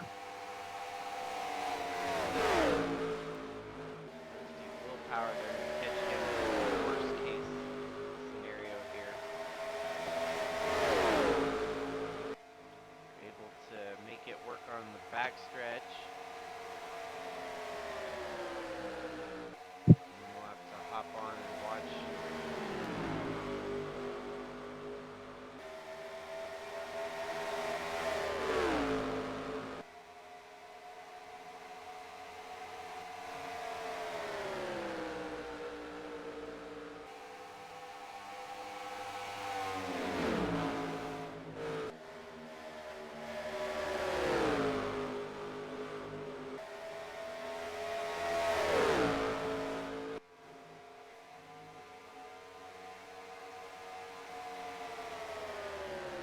Getting awfully close to 10 to go here soon.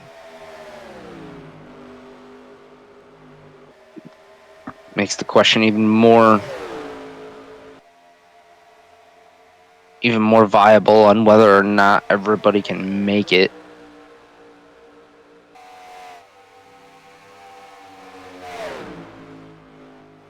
Yep, these two, they're driving away from the rest of the field again as it's back up to a 3.5 second deficit.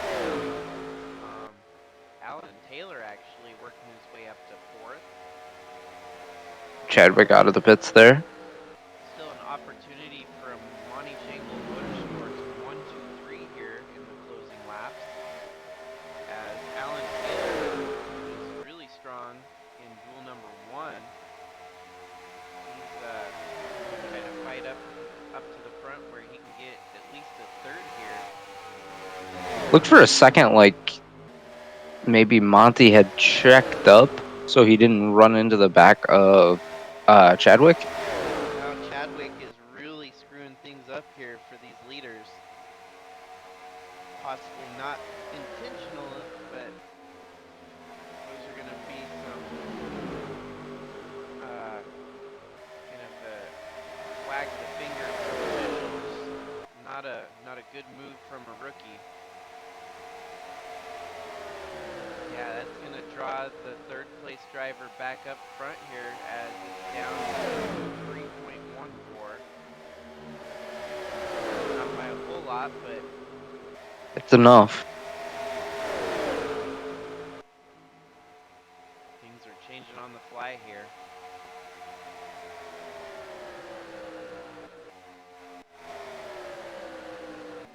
That doesn't help their situation if the race is 3 wide position. They're going to lose momentum. However, Alan Taylor is going to slot into 3rd, making it a 1, 2, 3 for the team.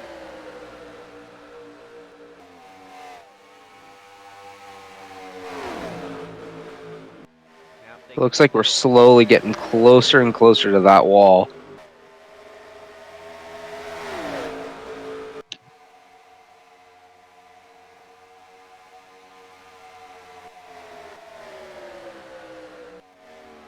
A lot of the rookies are slowly working their way to the front here as you got Jack Ross, Tim Hansen, and Justin Taylor on a freight train lined up behind Colin Relic.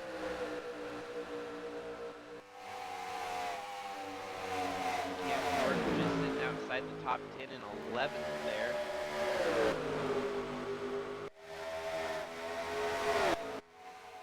Looks like Cam will get by the 77 coming out of 2 there.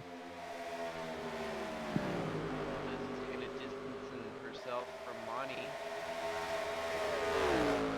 it's going to be 10 laps to go at the line.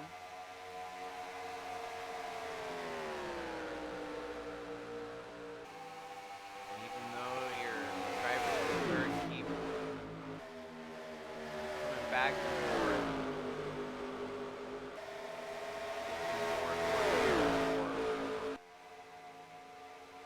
Mm-hmm. Down to 10 to go. Not a lot of time left to do something. If you're going to do something. Just a little rundown past the top 10. We've got Dalton Scott in 13th. Atlee Weiss, that's a finish well worthy to hang your hat on. 14th. Number 8 at Tristan Reams with the 15th. Guido Piano doing pretty dang good there. You know, after being the truck champion and honestly a surprise truck champion, no one expected him to win it. His transitioning over to Cup seems to be pretty good there. Aunt Me Person in 19th. Al Bunch mid-pack 21st. Austin Mullins 23rd. Tyler Aspinall had a good day, kind of cut short there. 6th. Logan Nagy in 28th. All your lap down drivers. Fortunately, Chad was 4 laps down with his pit stop repairs. You still got to... I still feel bad for the 59 of Schuler. Like, if he hadn't ran out of gas, he very well could have been leading this race right now. Yeah, he's going to get the hard break, a hard break, I wouldn't call it an award, it's more of a heartbreak moment of the race. We might have a fight within the closing 10 laps here. Couldn't ask for any more than that. No, thanks to Chadwick. I think we're going to see these two duking it out the final lap. 1, 2, 3 as they run for MSM.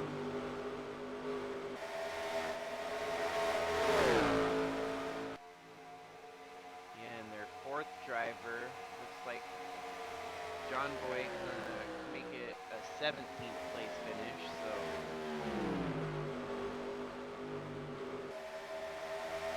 5 to go when they cross the line this time. and one thing, like unless anything bonkers insane happens here, looking like Ford's probably gonna take home the first win of the season. And do it with a 1-2-3. For sure. Even if one blew an engine right now, there's still more to follow.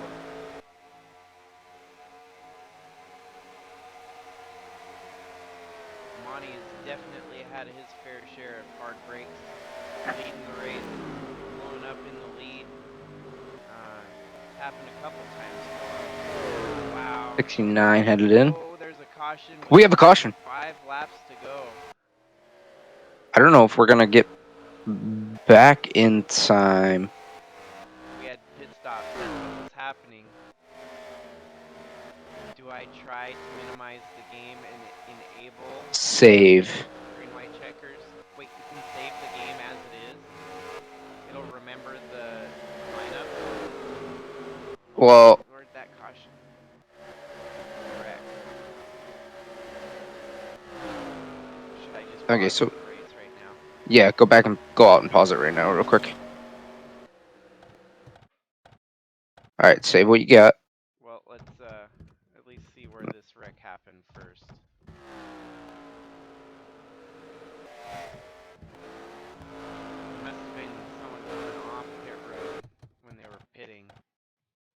Yeah, you're probably gonna have to go back to the pace car and figure out when the pace car came out.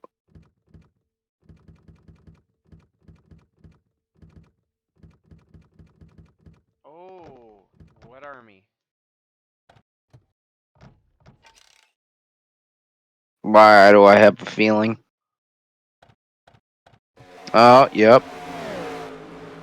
This time off the nose of Tristan Reams. Wow. Oh no, you just straight dumped him. That's a rough way to end the day for what army? I'm thinking if we let it go, it should go back to green on lap 149. I It's gonna would. be close. Okay, so what you're gonna do is save. Do your normal save.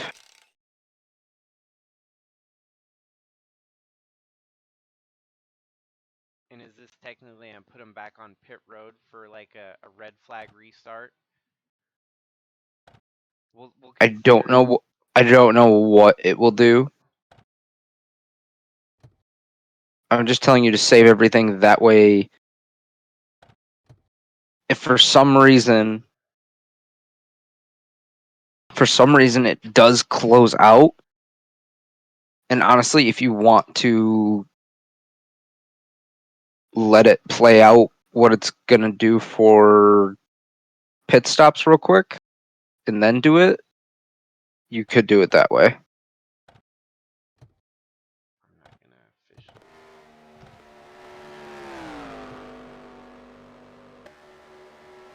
Because nobody pits, then it'll be close. But oh, what the heck? We're getting some bunching on field there. Yeah, We got a little bit too bunched up.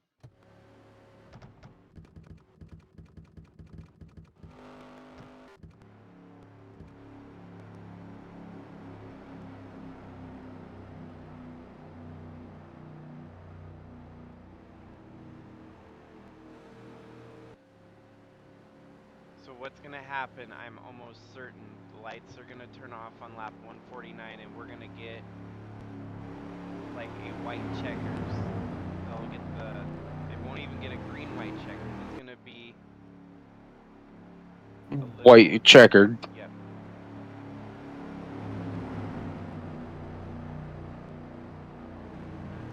And the one that's gonna get that outside lane will be Monty Shangle. And that might be all he needs to take home victory here. A lot of fast cars right there, though. A lot of people hungry for that. Looking to start the season off strong with a win. Yeah, so those lights should stay on this time round where it says 148, and the lights will turn off on lap 149. They might just stay single file. Well, with the double file restart, it'll enable it, right? It should, but sometimes it might. With so few laps to go, they might go single file.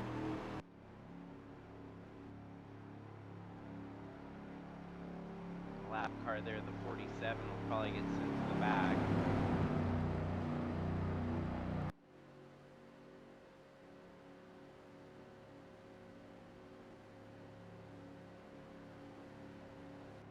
If we're lucky, maybe the lights will turn off this time around.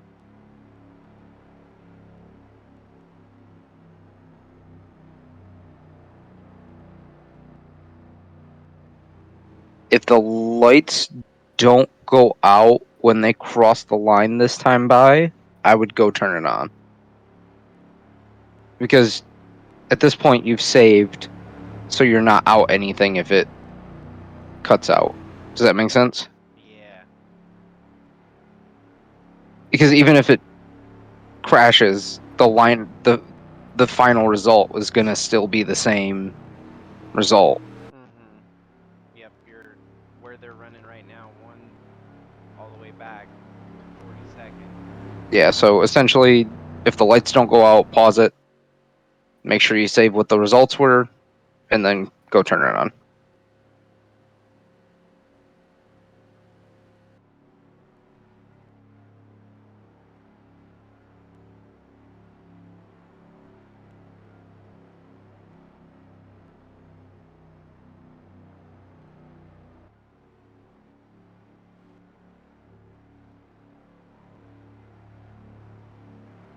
And we're hoping for an exciting conclusion here.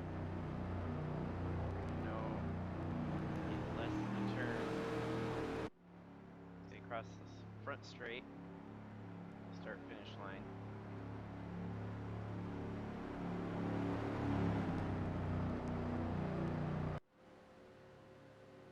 It's kind of weird how the AI just decided to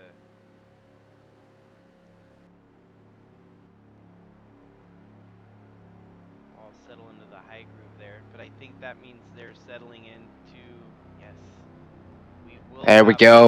one lap to determine it all. All your lap cars are going to the back. This race At is least going the to best be they can. completed under regulation. And we might not have seen the last caution. Well, it'll be the last caution. We might not have seen the last wreck, as they're going to get one lap at pace to fight it out here. Monty Shangle Motorsports, 1, 2, 3. Kellen Relic Racing, 4, 5. And you got Gokachia Racing Operation in 6th. And followed by Kellen Relic Racing again in 7th. So there you go. The teams coming in strong here at the end.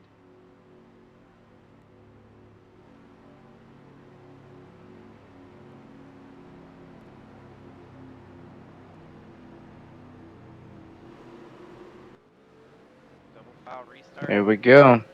I'm placing my bets on Monty here. I think he's gonna get that jump that we've been seeing everyone else get. Yep. Looks like we got somebody essentially retiring at the bottom. That ain't 2 good. cars doing it. He must be running low on gas. That's the 41 Scott Dixon. And this could be that one situation where Monty and Liz could run out of gas coming up to speed here. Here we go. Green flag back out. Great start by Liz, this time, yeah. Liz with a solid start. Expecting the white flag. Only Here we go. back straight and 2 turns left to determine the winner here. She left the door open for the 28 Oh, they're out of gas. of They've Taylor. got to be out of gas. Monty and Liz are Yeah, dropping. Alan Taylor is going to steal looks the like win here. as long as they can make it back to the line, yeah.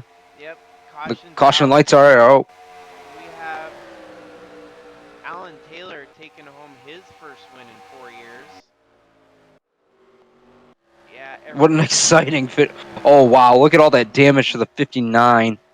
So, unfortunately, Howard got wound up in yet another wreck here at the end as we had, drivers running out of gas. Fuel mileage played a huge part here at the end. Man, that wasn't the wreck.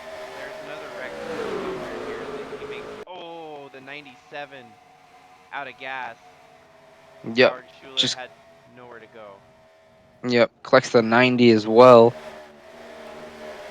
Oh, God. Look at all the chaos. Cam Jordan was out of gas on the last lap there.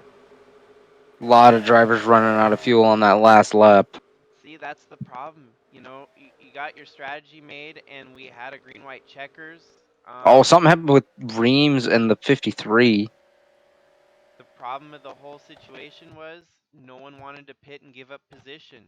I mean, Monty and Liz kind of had to stay out. They had to Yeah, test it, if nobody else is gonna pit, you can't pit yourself.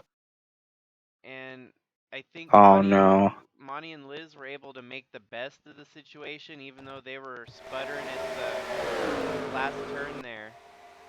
They were able to sputter. Wow, Monty, no. Monty dropped hard.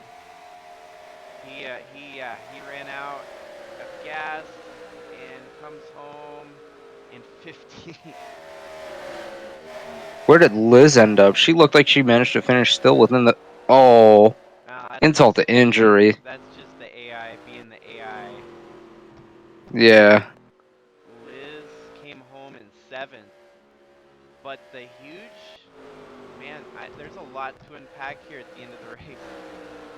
Frickin' Guido Piano on the last laps here, 13th. Let's just watch his charge through the field. 54 is noticeably out of gas already. Yep, there goes the 54. And I think Tristan Reese is about out of gas here, so you're going to see him start to drop. Yep, there he goes. Jimmy Johnson kind of, and then he's going to pick up Monty Shangle as he drops. Yep, right there. Monty dropping like a fly. Guido Piano in his first cup race, coming home 9th.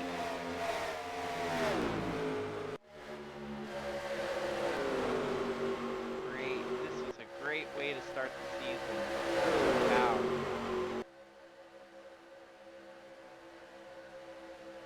Yep, What a finish. We're gonna be looking forward to a great season of racing here in the Sylvania Cup Series.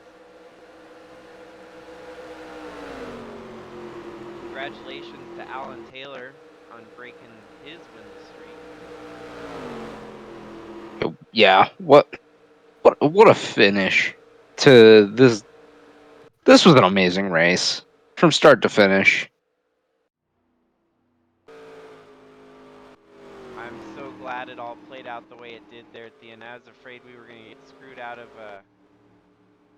a finish, but we were treated to a wow, look at Al Bunch must have gotten. Yeah, this was after the race was over. Al Bunch came home 18th. More guys started running out of gas, I believe, after they finished the race. Atlee Weiss came home in 16th.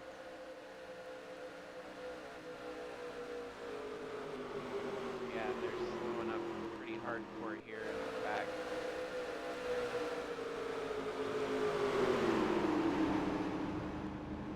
I think most of the confusion was that the track, they sent the pace car out there because of the caution, but the race was already over.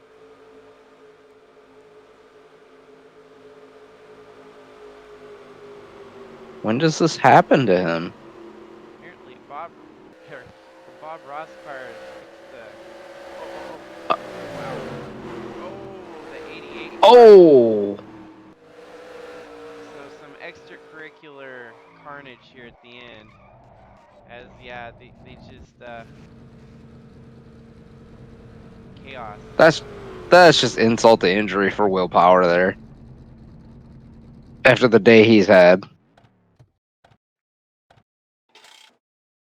Alrighty then.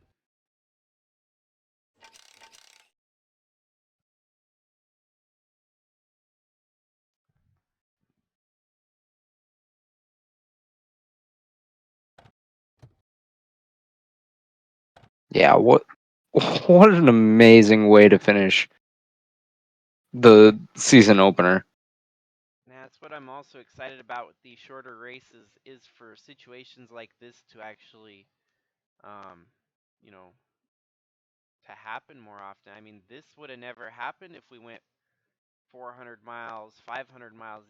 300 is right in that, little spot where Awkward time. this, Awkward amount of miles, laps. yep.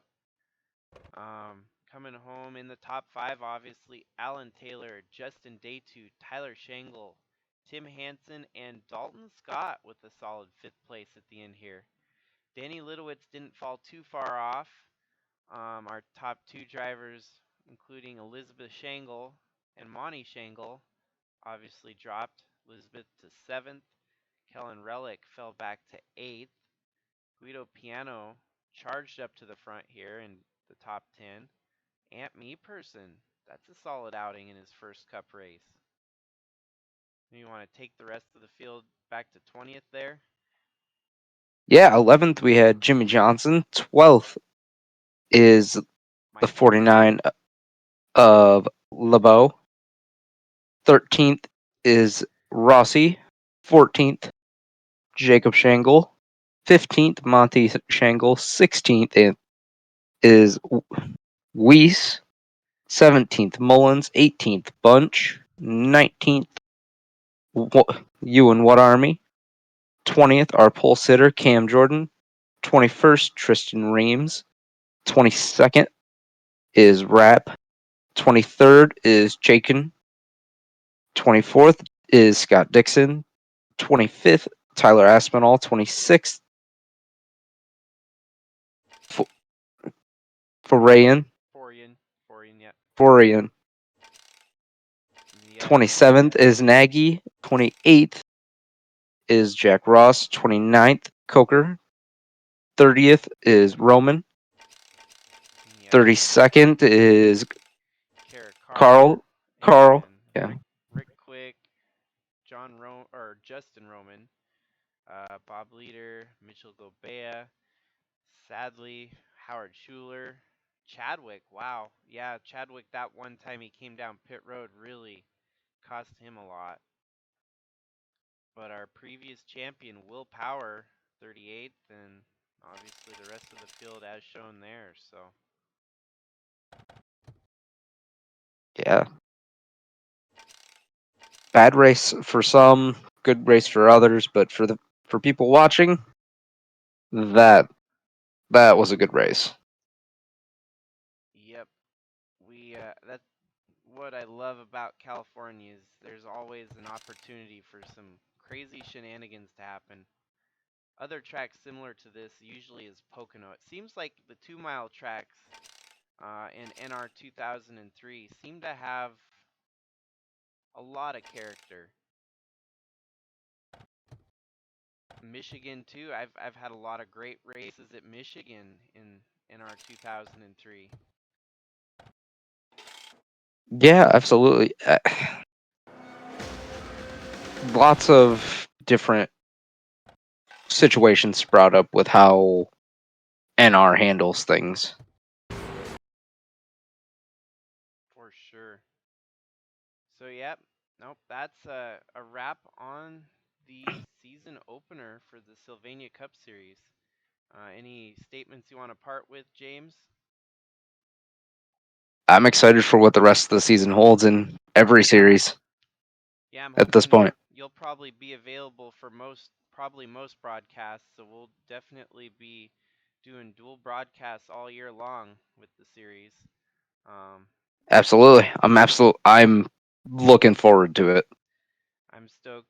It's gonna be a little bit different this transition from live streaming to premiere streaming. I'm hoping it'll work better for the view counts and stuff on the series and get more anticipation and excitement for each race to be dropped. So